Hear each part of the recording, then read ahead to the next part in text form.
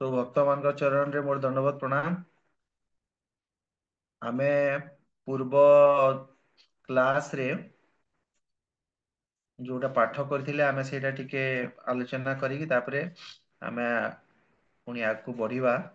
आपण समस्ते गोटे गोटे पॉइंट कहिबे लास्ट क्लास रे आपण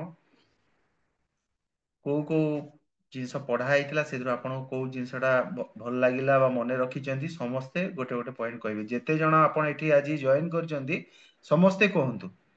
କାହିଁ ପାର୍ଟିସିପେସନ ଟା ବହୁତ ଜରୁରୀ। ଖାଲି ଦେଖନ୍ତୁ ଆପଣ ଜଏନ୍ କରିଦେବେ ପାର୍ଟିସିପେଟ ନ କରିବେ ସେଟା ଭଲ ନାହିଁ। ଆପଣ ଗୋଟେ ଗୋଟେ ଏତେ ଗୁଡା ବିଭୂତି ଭଗବାନ କହିଛନ୍ତି ସେ ଭିତରୁ ଗୋଟେ ଗୋଟେ ବିଭୂତି ଆପଣ ହେଲେ କହନ୍ତୁ ସମସ୍ତେ। ଭାଗବତ ପ୍ରଭୁ ଆପଣ ଆରମ୍ଭ କରନ୍ତୁ। प्रभु यही अध्याय आम तो बयाविष्ट विभूति आपण ये कले लिस्ट करथिले से ଆଜ୍ଞା बयाविष्ट प्राय प्राय ऑलमोस्ट सरिलानी। भगवान कहते आम जमी देवर्षि मानक भितर मु नारद तापर ब्रह्मर्षि मानक भितर माने महर्षि मानक भितर से कहले महर्षिणा माने महर्षि मानक भितर भृगु भृगु जमी महर्षि मानक भितर भृगु बोली कहले और मुनि मानक ଆଜ୍ଞା भितर से व्यास बोली कहले एमती सब ଆଜ୍ଞା। विभिन्न विभूति से कही ଆଉ ଜଣେ भगवान କିଏ कही କୁହନ୍ତୁ? ଆଉ ଜଣେ କିଏ କୁହନ୍ତୁ?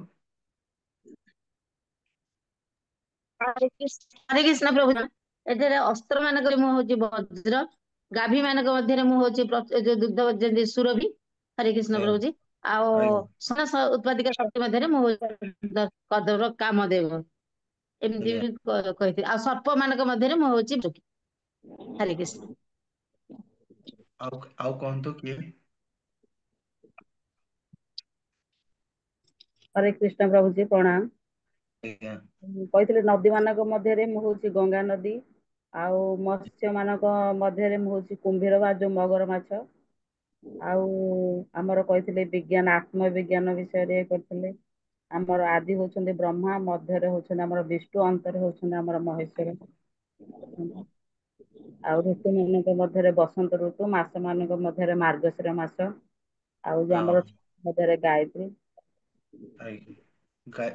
ମନ୍ତ୍ର ମାନଙ୍କ ଭିତରେ त्रिपु ओंकार त्रिपदा गायत्री। हरे कृष्ण प्रभु दंडवत प्रणाम। दंडवत प्रणाम। ओंकार त्रिपदा गायत्री କହିଥିଲେ। ଆଉ ଆଜ୍ଞା ବୃକ୍ଷ ମାନଙ୍କ ଭିତରେ ମୁଁ ଅଶ୍ୱସ୍ଥ ବୃକ୍ଷ ଆଜ୍ଞା ଏବଂ ଦେବର୍ଷି ମାନଙ୍କ ଭିତରେ ମୁଁ ନାରଦ। ଦେବଲୋକ ଗନ୍ଧର୍ବ ମାନଙ୍କ ଭିତରେ ଚିତ୍ରରଥ ଅଟେ। ସିଦ୍ଧ ମାନଙ୍କ ମଧ୍ୟରେ ମୁଁ କପିଳ ମୁନି ଅଟେ। ଆଜ୍ଞା। ଆଉ କିଏ ହରେ କହିବେ? କୃଷ୍ଣ ପ୍ରଭୁ। ହରେ କୃଷ୍ଣ ପ୍ରଭୁ। ଛଳନାକାରୀ ମାନଙ୍କ ମଧ୍ୟରେ ମୁଁ ଜୁଆ ଖେଳ। ତେଜଇ ହୁଁ ମାନଙ୍କ ମଧ୍ୟରେ ମୁଁ ତେଜ। ବିଜୟ ମାନଙ୍କ ମଧ୍ୟରେ ମୋ ଦୁଃସାହସ କାର୍ଯ୍ୟ ଅଟେ ଓ ବଳବାନ ମାନଙ୍କ ମଧ୍ୟରେ ବଳ ଅଟେ। ଆଜ୍ଞା ଏଥିରେ 38 ନମ୍ବର ଶ୍ଲୋକରେ କୁହା। ହରେ କୃଷ୍ଣ। ଆଉ କିଏ କହିବେ? ହରେ କୃଷ୍ଣ ପ୍ରଭୁ जी। ହୁଁ ମୁଷ୍ଟିମ ବଂଶଧର ମାନଙ୍କ ମଧ୍ୟରେ ମୁଁ ବାସୁଦେବ ଏବଂ ପାଣ୍ଡବ ମାନଙ୍କର ମଧ୍ୟରେ ମୁଁ ଅର୍ଜୁନ ଅଟେ। ଏବଂ ମୁନି ମାନଙ୍କର ମଧ୍ୟରେ ମୁଁ ବ୍ୟାସ ଏବଂ ବିଶିଷ୍ଟ ଚିନ୍ତାଶୀଳ ମାନଙ୍କ ମଧ୍ୟରେ ମୁଁ ସନାତନ। ହୁଁ। ଏଇଟା ଯୋଉ ବାସୁଦେବ ଟା କୋଉ ବାସୁଦେବ ଏଇଟା? ଏଇଟା ପ୍ରଭୁ ଆପଣ କହିଥିଲେ ବଳରାମ। ଆଜ୍ଞା। ଆଉ କିଏ କହିବେ?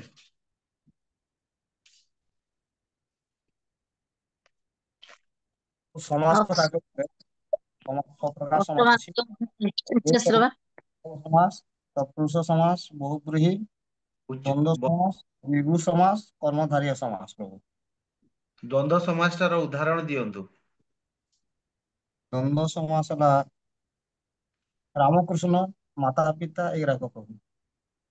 ବହୁତ ବଢିଆ। ମାନେ ଦିଟା ଯାକ ପଦର ମହତ୍ଵ ଥିବ। ହବ। ତ ଆଜି ଆମେ ପଢିବା ଶ୍ଲୋକ ନମ୍ବର ଆମର 38 ଯାଇଥିଲା। ଦଣ୍ଡ ହରେ ଦମୟତାଂ କୃଷ୍ଣ ସ୍ତିଭିତିର। ହରେ ଆଜ୍ଞା କୃଷ୍ଣ ଦଣ୍ଡବତ ପ୍ରଣାମ। ଏ ଯୋଉ ଆଜ୍ଞା 26 ନମ୍ବର ଶ୍ଳୋକରେ ଭାବାର୍ଥରେ ଲେଖା ହେଇଛି ଯୋଉ କପିଳ ମୁନି ବିଷୟରେ ପ୍ରଭୁ କହିଲେ ଯେ କି ଆଜ୍ଞା ସିଦ୍ଧ ମାନଙ୍କ ମଧ୍ୟରେ ମୁଁ କପିଳ ମୁନି ଅଟେ। କିନ୍ତୁ ଭାବାର୍ଥରେ ଲେଖା ହେଇଛି ହଁ ଏହି ପ୍ରକାର ଦୁଇ କପିଳ ମୁନିଙ୍କ ମଧ୍ୟରେ ବିରାଟ ପାର୍ଥକ୍ୟ ଅଛି। ଦୁଇ କପିଳ ମୁନି ଅର୍ଥାତ୍ ସେଇଟା କଣ ବୁଝିବ? ଦୁଇ ଜଣ କପିଳ ମୁନି ଅଛନ୍ତି ବୋଧେ। ଗୋଟେ ଗୋଟେ ନାସ୍ତିକ ଦର୍ଶନର ପ୍ରଣୟିତା କପିଳ ଅଛନ୍ତି। ସେଟା ନାସ୍ତିକ ଦର୍ଶନ ବାଲା ମାନେ ମୁନି, ସେଇଟା ମାନେ ଏଇଠି କୁହାଯାଉନି। ଯୋଉଟା ମାନେ ଗୋଟେ ସାଂଖ୍ୟ ଦର୍ଶନ ଯୋଉଟା କପିଳ ମୁନି, ସେଇଟା ଭଗବାନଙ୍କର ଅବତାର, ସେଇଟା ଅଲଗା। ଆଉ ଗୋଟେ ନାସ୍ତିକ କପିଳ ମୁନି କଥା କୁହାଯାଉଛି। ତ ଏଇଠି ଯୋଉ ନାସ୍ତିକ ଦର୍ଶନ ଯୋଉଟା କୁହାଯାଇଛି, ସେଇଟା ଏଇଠି କୁହାଯାଇନି ବୋଲି ଏଇଠି ତାତ୍ପର୍ଯ୍ୟରେ କୁହାଯାଇଛି। ଆଜ୍ଞା। ଆଜ୍ଞା ପ୍ରଭୁ ସେଟା ଦେବହୂତି ନନ୍ଦନ କଥା କୁହାଯାଇଛି ସେଇ କପିଳ। ଆଜ୍ଞା ଆଜ୍ଞା ପ୍ରଭୁ। ଆଉ କଦମ ମୁନିଙ୍କର ପୁତ୍ର ବି କପିଳ ଥିଲେ, ସେଇ କଥା କୁହାଯାଇଛି। ଆଜ୍ଞା, ଠିକ କହିଛନ୍ତି ପ୍ରଭୁ। ଏବେ ଆପଣ ଶ୍ଲୋକ ନମ୍ବର 39 ପାଠ କରନ୍ତୁ।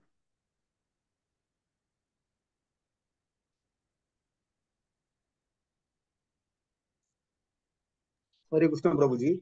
ଆଜ୍ଞା यच्चापि सर्वभूतानां बीजं तदहम अर्जुन न तदस्ति विनाजत् स्यान्मया भूतं चराचरम। अनुवाद। पुनश्च हे अर्जुन, मु समस्त सृष्टिर बीज अटे। चराचर मध्य एपरि किछि नाही ଯାହାକି ମୋ ବିନା ରହିପାରିଛି। ହରେ କୃଷ୍ଣ ପ୍ରଭୁ। ଧନ୍ୟବାଦ ପ୍ରଭୁ।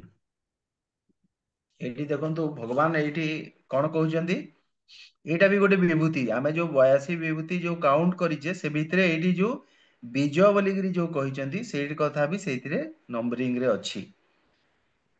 ସର୍ବଭୂତାନାଂ ଯଦ୍ ବୀଜଂ ତତ୍ ଅପି ଅହମ୍। ସମ୍ପୂର୍ଣ୍ଣ ପ୍ରାଣୀ ମାନଙ୍କର ଉତ୍ପତ୍ତିର ବୀଜ ମୁଁ ଅଟେ।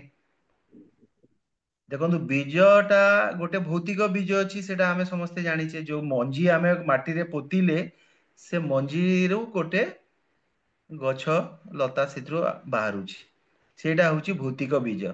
ସେ ବୀଜଟା କଣ, ସେଥିରୁ ଗୋଟେ ଉତ୍ପତ୍ତି ହବ, ତାପରେ ସେ ବୀଜଟା ତାର ନଷ୍ଟ ହେଇଯିବ। କିନ୍ତୁ ଭଗବାନ କହୁଛନ୍ତି ମୁଁ ଶାଶ୍ୱତ ବୀଜ ଅଟେ। ମାନେ ଭଗବାନ ଯୋଉ ବୀଜ, ସେଇଟା କଣ ଅନନ୍ତ କାଳରୁ ସେ ବୀଜରୁ ବିଭିନ୍ନ ଯୋନିରେ ବିଭିନ୍ନ ପ୍ରାଣୀ ସୃଷ୍ଟି ହେଉଛନ୍ତି, କିନ୍ତୁ ସେଇଟା ନଷ୍ଟ ହଉନି ଭଗବାନ ଯୋଉ ବୀଜ ରୂପରେ ଅଛନ୍ତି। କିନ୍ତୁ ଯୋଉ ବୀଜଟା ହଉଛି ଆମର ଭୌତିକ ବୀଜ, ସେଟା ନଷ୍ଟ ହେଇଯାଏ। ଆଉ ଗୋଟେ କଣ ଦେଖନ୍ତୁ, ଭୌତିକ ବୀଜ ଯୋଉଟା, ସେଥିରେ ଗୋଟିଏ ପ୍ରକାର ସୃଷ୍ଟି ହବ। ମାନେ ବୀଜର କାମ ହେଲା କଣ, ସମଜାତୀୟ ବସ୍ତୁକୁ ସୃଷ୍ଟି କରିବା, ସମଜାତୀୟ ପ୍ରାଣୀକୁ ସୃଷ୍ଟି କରିବା। କିନ୍ତୁ ଭଗବାନ ଏମିତି ଗୋଟେ ବୀଜ, ଯୋଉଥିରୁ କି ବିଭିନ୍ନ ପ୍ରକାର 84 ଲକ୍ଷ ଯୋନିର ପ୍ରାଣୀ ସେଠି ସୃଷ୍ଟି ହଉଛନ୍ତି। ତ ବୀଜର ଏଇ ପାର୍ଥକ୍ୟ ଟା ଆପଣ ମନେ ରଖିବେ ଏଇ ଶ୍ଲୋକରେ। ତାପରେ ଏଇ ବୀଜ କଥା ଆଉ କୋଉ ଶ୍ଲୋକରେ କହିଛନ୍ତି ନା, ଯେତେବେଳେ ଆମେ 14 ନମ୍ବର ଅଧ୍ୟାୟରେ ଆପଣ ମାନେ ଫେର ପଢିବେ, ସର୍ବଯୋନିଷୁ କୌନ୍ତେୟ ମୋହନୟ ସମ୍ଭାବନ୍ତି ଯା ତାସାଂ ବ୍ରହ୍ମ ମହଜ୍ଜୋନି ଅହମ୍ ବୀଜପ୍ରଦ ପିତା।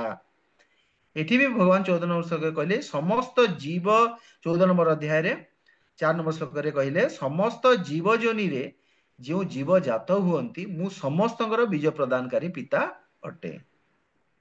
ଭଗବାନ ହିଁ ହଉଛନ୍ତି ସମସ୍ତଙ୍କର ପିତା।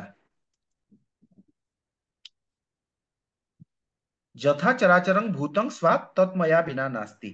ମାନେ ଚର ଆଉ ଅଚର ଏମିତି କୌଣସି ପ୍ରାଣୀ ନାହିଁ। ଚର ଆଉ ଅଚର ପ୍ରାଣୀ ପାର୍ଥକ୍ୟ ଟା କଣ? ଚର ମାନେ ଚଳାୟମାନ, ଅଚର ମାନେ ଯୋଉଟା ସ୍ଥାବର। ଯେତେ ବି ଏମିତି ଅଛନ୍ତି, ଯେମିତି ଗୋଟେ ପର୍ବତ ର ବି ପୁଣି ଜୀବନ ଅଛି କି ନାଇଁ? ମାନେ ପର୍ବତ ସ୍ଥାବର, ଗଛ ବି ସ୍ଥାବର। ଅବଶ୍ୟ ଆମର ଏବେ ସାଇଣ୍ଟିଷ୍ଟ ମାନଙ୍କ ହିସାବରେ ପର୍ବତ ନିର୍ଜୀବ ବସ୍ତୁ, କିନ୍ତୁ ସେଇଟା ନିର୍ଜୀବ ହେଲେ ପର୍ବତ ବଢୁଥାନ୍ତା କେମିତି? ଆଜି ପର୍ବତ ମାନେ ବଢୁଛି। ତ ପର୍ବତ ଆଉ ତାପରେ ପର୍ବତ ମୂର୍ତ୍ତିମନ୍ତ ରୂପରେ ବି ଅଛନ୍ତି, ଯେମିତି ମେରୁ ପର୍ବତ ଦେବତା, ହିମାଳୟ ମୂର୍ତ୍ତିମନ୍ତ ସ୍ୱରୂପ ତାଙ୍କର ଅଛି। ତ ଏଇ ସବୁଥିର ଆପଣ ଯଦି ଦେଖିବେ, ଏଇ ଚର ଅଚର ପ୍ରାଣୀ ଏମିତି କେହି ନାହିଁ ଯାହାର ସତ୍ତା ଭଗବାନଙ୍କର ସତ୍ତା ରୁ ଭିନ୍ନ। ମାନେ ଭଗବାନଙ୍କର ସତ୍ତା ଛାଡିଦେଲେ ଏଭଳି କୌଣସି ସତ୍ତା ଆଉ ନାହିଁ। ଯାହା ବି ଆପଣ ଦେଖିବେ, ସେଇଟା ଭଗବାନଙ୍କଠୁ ହିଁ ଉତ୍ପନ୍ନ ହେଇଛି। ଏଇଟା ହଉଛି ଆମର ଶ୍ଲୋକ ନମ୍ବର 39। ଏବେ ଶ୍ଲୋକ ନମ୍ବର 40 ଜଣ ପାଠ। ହରେ କୃଷ୍ଣ ପ୍ରଭୁ। ଶ୍ଲୋକ ନମ୍ବର 40। ଆଜ୍ଞା ନାସ୍ତି ମମ ଦିବ୍ୟା ବିଭୂତିନାଂ ପରନ୍ତପ ଏଷ ତୁ ଦେଶତଃ ପ୍ରୋକ୍ତ ବିଭୂତେ ସ୍ତୋର ମୟା ଅନୁବାଦ। ହେ ବଳବାନ ଶତ୍ରୁଜେତା, ମୋର ଦିବ୍ୟ ପ୍ରକାଶର ଅନ୍ତ ନାହିଁ। ମୁଁ ଯାହା ତୁମକୁ କହିଲି ତାହା ମୋର ଅନନ୍ତ ଐଶ୍ୱର୍ଯ୍ୟର ଏକ କ୍ଷୀଣ ଆଭାସ ଅଟେ। ମାତାଜୀ ଭାବାର୍ଥ ବି ପଢନ୍ତୁ।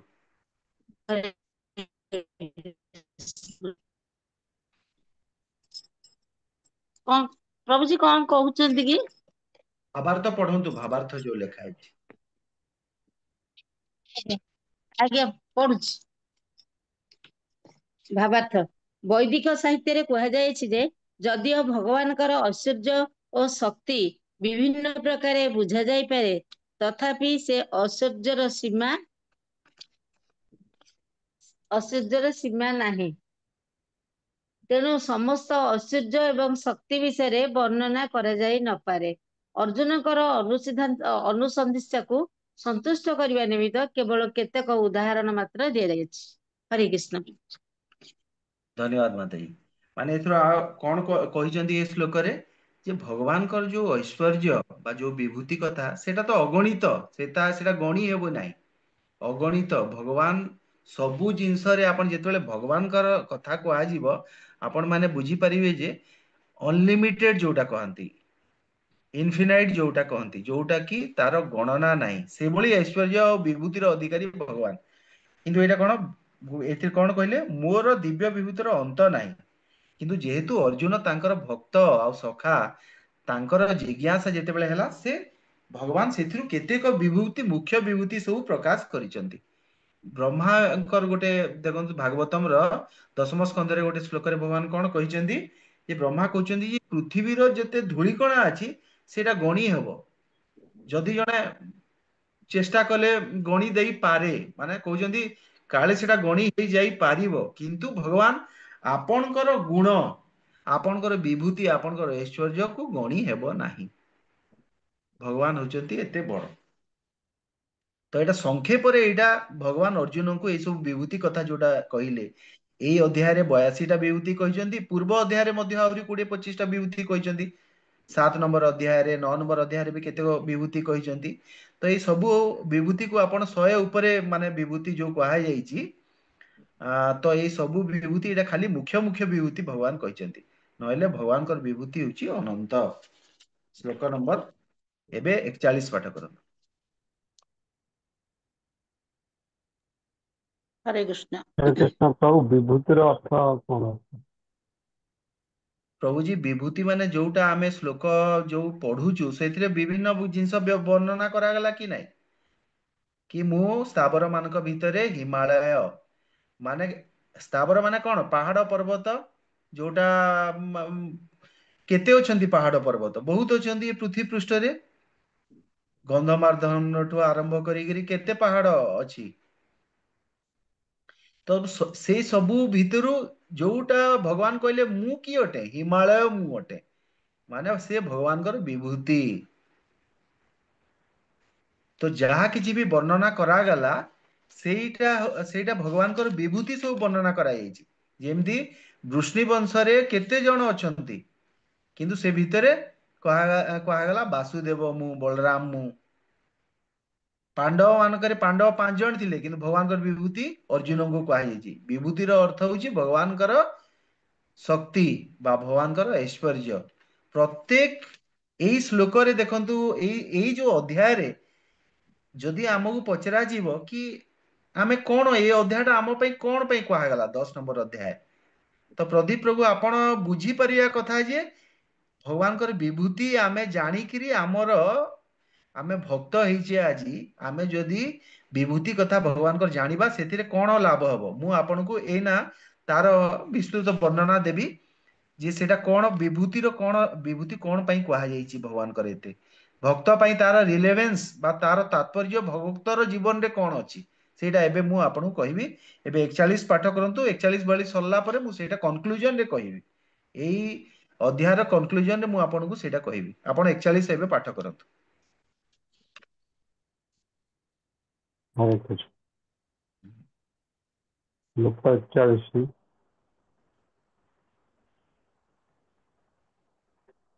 ଯଦ୍ ଯଦ୍ ବିଭୂତିମଚ୍ଛତମ୍ ଶ୍ରୀମଦୂର୍ଜିତମେବ ବା ତତଦେବାଗବଗଛ ତ୍ୱଂ ମମ ତେଜୋ ଅସମ୍ଭବମ୍। ଅନୁବାଦ, ଏ କଥା ଜାଣି ରଖ ଯେ ଯାହା ସବୁ ସୁନ୍ଦର, ଗୌରବମୟ ଏବଂ ବଳିଷ୍ଠ ସୃଷ୍ଟି ଅଛି ତାହା ସବୁ ମୋର ତେଜର ଏକ ଅଂଶରୁ ଉଦ୍ଭବ। ଭାବାର୍ଥ, ଚିତ୍ ଜଗତରେ ହେଉ ବା ଜଡ଼ ଜଗତରେ ହେଉ, ଯାହା ସବୁ ସୁନ୍ଦର ଓ ଗୌରବମୟ ସେ ସବୁ କୃଷ୍ଣଙ୍କର ଐଶ୍ୱର୍ଯ୍ୟର ଏକ ଆଂଶିକ ପ୍ରକାଶ ଅଟେ। ଯାହା ଅସାଧାରଣ ଐଶ୍ୱର୍ଯ୍ୟଶାଳୀ ତାହା କୃଷ୍ଣଙ୍କର ଐଶ୍ୱର୍ଯ୍ୟର ପ୍ରଭୃତି ବୋଲି ଜାଣି ରଖିବା ଉଚିତ। ହରେ କୃଷ୍ଣ। ଆପଣଙ୍କୁ ଯାହା କିଛି ବି ଏ ସୃଷ୍ଟିରେ ଆପଣ ଦେଖୁଛନ୍ତି, ଯୋଉଟା ବି ଆପଣଙ୍କୁ ଗୋଟେ ସୁନ୍ଦର ଜିନିଷ ଦେଖାଗଲା କିମ୍ବା ଗୋଟେ ଗୌରବମୟ ଜିନିଷ ଦେଖାଗଲା, ଆପଣ ଗୋଟେ ବଳିଷ୍ଠ ଲୋକକୁ ଦେଖିଲେ, ଆପଣ ସେଥିରେ ଆପଣଙ୍କର ଦୃଷ୍ଟିଟା କଣ ହେବା କଥା, ସେଇଟା ଆପଣ ଜାଣିପାରିବେ ସେଥିରେ ଭଗବାନ କୃଷ୍ଣଙ୍କର ସ୍ମରଣ ହେବାର କଥା। ଏମିତି କୌଣସି ଜିନିଷ ନାହିଁ ଯୋଉଟା ବି ଏ ପୃଥିବୀ ପୃଷ୍ଠରେ ଆପଣ ସୁନ୍ଦର ଜିନିଷ, ବଳିଷ୍ଠ ଜିନିଷ, ଗୌରବମୟ ଜିନିଷ ଦେଖୁଛନ୍ତି, ଜାଣିବେ ଯେ ସେଇଟା ହଉଛି ଭଗବାନଙ୍କର ପରିପ୍ରକାଶ। ସେଇଟା ଗୋଟେ, ଆଉ ସେଇଟା କଣ ସମ୍ପୂର୍ଣ୍ଣ ପରିପ୍ରକାଶ ନୁହଁ, ସେଇଟା ମାତ୍ର ବିନ୍ଦୁ ମାତ୍ର ପରିପ୍ରକାଶ ବା ଆଂଶିକ ପରିପ୍ରକାଶ ସେଇଟା ଭଗବାନଙ୍କର। ଆଉ ଏଇଟା ଖାଲି କେବଳ ଚିତ୍ ଜଗତ ପାଇଁ କୁହାଯାଏନି, ଜଡ଼ ଜଗତ ପାଇଁ ଏଇଟା କୁହାଯାଏନି, ଚିତ୍ ଜଗତରେ ବି ଯାହା ସବୁ ଦେଖୁଛନ୍ତି। ତ ଏଇ ସମଗ୍ର ସୃଷ୍ଟିରେ ସବୁ ଜିନିଷ ଯୋଉଟା ବି ଭଲ ଆପଣଙ୍କ ଆଖିକୁ ଦେଖାଯାଉଛି ସେଇଟା ଭଗବାନଙ୍କର ବିଭୂତି, ଏଇଟା କୁହାଗଲା। ଶ୍ଲୋକ ନମ୍ବର 42। ହରେ କୃଷ୍ଣ ପ୍ରଭୁଜୀ। ଆଜ୍ଞା। ଭଗବାନ ସୃଷ୍ଟିରେ ଯାହା କିଛି ଅଛି ଯୋଉଟା ସର୍ବଶ୍ରେଷ୍ଠ ହୁଁ। ସେଇଟା ବିଭୂତି ପ୍ରଭୁ।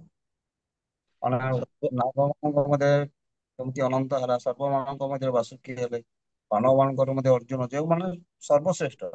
ଆଜ୍ଞା, ସର୍ବଶ୍ରେଷ୍ଠ ସେଇଟା ହିଁ ଭଗବାନଙ୍କ ବିଭୂତି, ଠିକ କହିଛନ୍ତି ଆପଣ।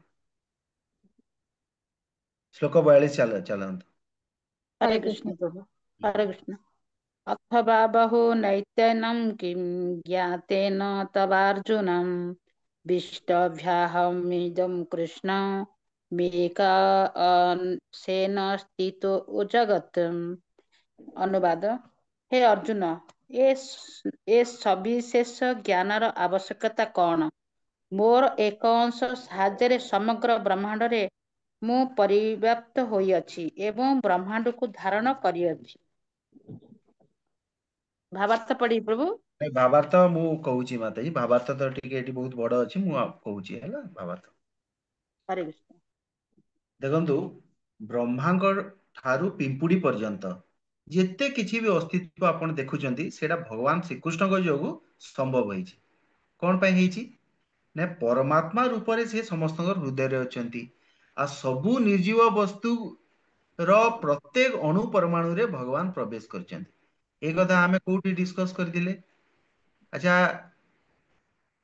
କ୍ଷୀରୋଦକ ସାଇ ବିଷ୍ଣୁ, ଗର୍ଭୋଦକ ସାଇ ବିଷ୍ଣୁ ଆଉ କାରଣୋଦକ ସାଇ ବିଷ୍ଣୁ, ଏଇ ତିନୋଟି ବିଷ୍ଣୁ କଥା ଆମେ ଆଗ ଅଧ୍ୟାୟ ମାନଙ୍କରେ ପାଠ କରିଲେ, ଏଇ ଅଧ୍ୟାୟରେ ବି ବାରମ୍ବାର ପାଠ କରିଛି। ତ ଯେତେ ଜଣ ଏବେ ଆପଣ ଏଇଠି ଅନଲାଇନ ଏଇଠି ଅଛନ୍ତି, ସେମାନଙ୍କ ଭିତରୁ କିଏ ବା ଏଇ ତିନି ଜଣଙ୍କର ବିଷ୍ଣୁଙ୍କ ବିଷୟରେ କାହାର ଡାଉଟ ଅଛି କହନ୍ତୁ? ମାନେ ସମସ୍ତେ ଯଦି ବୁଝିଛନ୍ତି ତ ବହୁତ ଭଲ କଥା, କିନ୍ତୁ ଯଦି କାହାର ଡାଉଟ ରହିଛି କିଛି କଥା ନାହିଁ, ଆମେ ଆଉ ଟିକେ ସେଟା ଡିସ୍କସ କରିଦେବା। କାହିଁକି ଦେଖନ୍ତୁ, ଏଇଟା ବହୁତ ଇମ୍ପୋର୍ଟାଣ୍ଟ। ଆମେ ଏଇଟା ନ ବୁଝିବା ଯଦି, ଭଗବତ ଗୀତାର ବହୁତ ଜାଗାରେ ଏଇ ତିନିଟା ବିଷ୍ଣୁ କଥା ବର୍ଣ୍ଣନା କରାଯାଇଛି। ତ ଆପଣମାନଙ୍କ ଭିତରୁ କିଏ ଏମିତି ଅଛନ୍ତି କି ଯିଏ କି ଏଇଟା ହୁଏତ କ୍ଲାସ ରେ ଏବସେଣ୍ଟ ଥାଇପାରନ୍ତି ବା ଏଇ କନସେପ୍ଟ କୁ ଟିକେ ଭଲ ଭାବେ ବୁଝି ପାରିନାହାନ୍ତି, ତ ଆପଣ ମାନେ କହନ୍ତୁ ଏବେ। କି ଏଇଟା ସମସ୍ତେ ସବୁ ଟିକେ କହିଦେଉଛି। ପ୍ରଭୁ ଯାଉଥରେ କହନ୍ତୁ ପ୍ରଭୁ। ଏଇ ସୃଷ୍ଟି କେମିତି ଆରମ୍ଭ ହେଲା, ଏଇ କଥା ଯୋଉଥିରେ ବି ବର୍ଣ୍ଣନା କରାଯାଇଛି, ଏ ତିନିଟା ବିଷ୍ଣୁଙ୍କର କଥା ଆସିବ। ତ ପ୍ରଥମ ବିଷ୍ଣୁ ହେଲେ ଆପଣଙ୍କର କାରଣୋଦକ ସେଇ ବିଷ୍ଣୁ। କାରଣୋଦକ ସାଇ ବିଷ୍ଣୁ କିଏ? ନା ଯିଏ ମହାବିଷ୍ଣୁ। ମହାବିଷ୍ଣୁ ମହାବିଷ୍ଣୁ। କାରଣ ଜଳରେ ଯିଏ ଶୟନ କରିଥାନ୍ତି, ତାକୁ ଇଂଲିଶରେ କୁହାଯାଏ କ୍ଲୋଜାଲ ୱାଟର, ମାନେ କାରଣ ଜଳରେ ଥିବେ।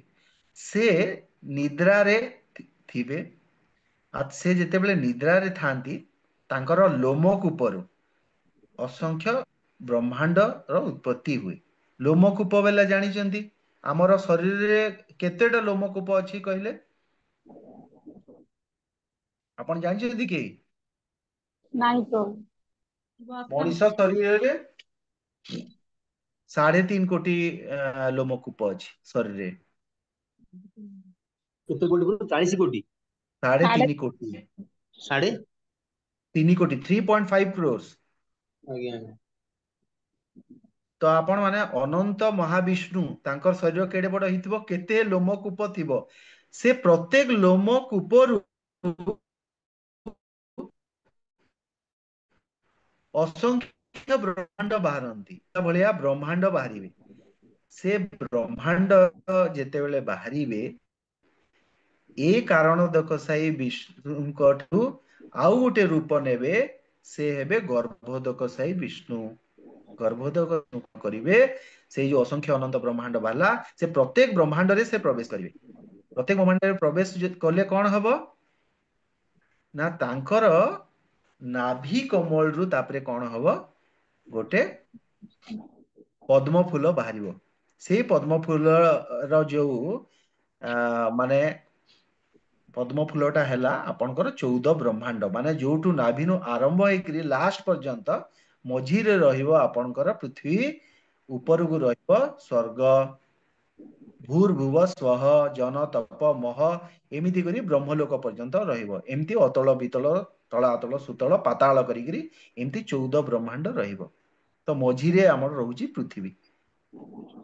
ତାପରେ ବ୍ରହ୍ମା ଯେତେ ସବୁ ସୃଷ୍ଟି କରିବେ, ପ୍ରତ୍ୟେକ ଚର ଆଉ ଅଚର ବସ୍ତୁ, ମାନେ ଜୀବିତ ଆଉ ନିର୍ଜୀବ ଯେତେ ବି ବସ୍ତୁରେ ଭଗବାନ ପ୍ରତ୍ୟେକ ଅଣୁ ପରମାଣୁରେ କୋଉ ବିଷ୍ଣୁ ହେବେ, ତାପରେ ଗର୍ଭୋଦକ ବିଷ୍ଣୁଙ୍କ ଠାରୁ ଗର୍ଭୋଦକ ସାଇଠୁ ପୁଣି ଆଉ ଗୋଟେ ବିଷ୍ଣୁ ବାହାରିବେ, ସେଟା ହଉଛନ୍ତି କ୍ଷୀରୋଦକ ସାଇ ବିଷ୍ଣୁ, ଯାହାକୁ କୁହାଯାଏ ପରମାତ୍ମା।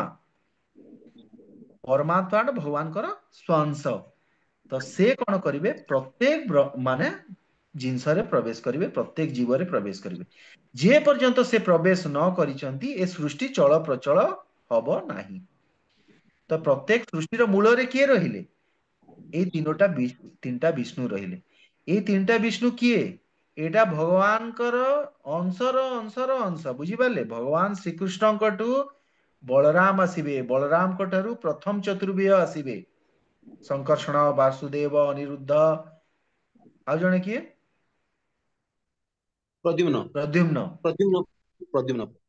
ତ ଏଇ 4 ଜଣକରୁ ପୁଣି ଦ୍ୱିତୀୟ ଚତୁର୍ବିହ ଆସିବେ। ଦ୍ୱିତୀୟ ଚତୁର୍ବିହର ଯେ ସଂକର୍ଷଣ, ତାଙ୍କଠୁ ପୁଣି ଏଇ ସବୁ 3ଟା ବିଷ୍ଣୁ ଆସୁଛନ୍ତି।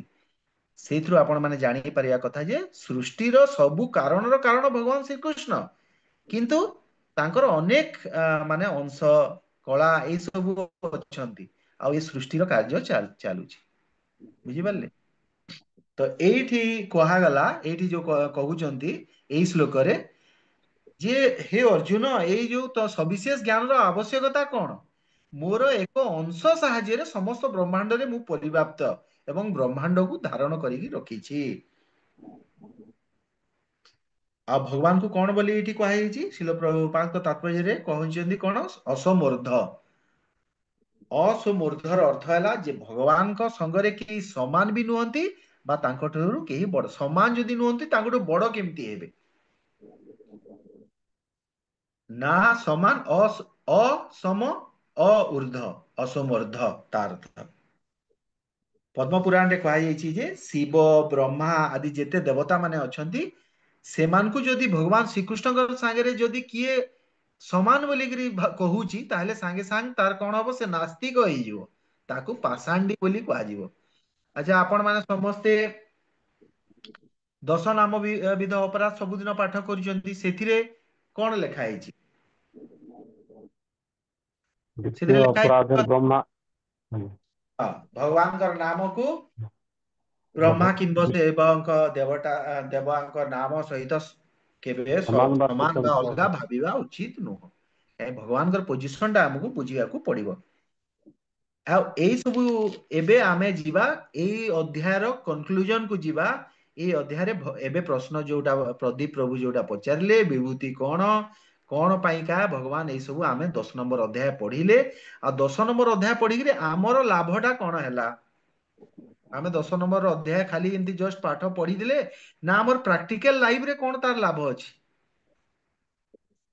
श्लोक श्लोकर अर्थ पढ़िबा सेटा सेतेबेले एटा आम पई लाभदायक हबो जेतेबेले आमर हमको जदि पचारा हबो अच्छा भाई तुम भगवत गीता पढ़िलो 10 नंबर अध्याय सेटा तार गोटे कौन आपण कहतु कि आपणकर रियल लाइफ रे सेटा कौन आपण कामटा देला आपण से ज्ञानटा पाइकी तो एटा मु आपण को एबे कहूची प्रश्न है भगवान कहीं तांकर विभूति वर्णना करिसंती वर्तमान आमे जदि देखिबा ताहले हमर दृष्टिकोणटा देखंतु मनीष मानकर दृष्टिकोण मैक्सिमम जो लोक एबे अछंती पृथ्वी पृष्ठ रे दृष्टिकोण तांकर कोण दृष्टिकोण रो अर्थ हैला हिंदी रे कहा जाउची नजरिया आपण जानछथि ना दुनिया देखले की नजरिया आपका नजरिया क्या है इंग्लिश से ताऊ कोण कहंती आपण की कहि परिबे की दृष्टिकोण को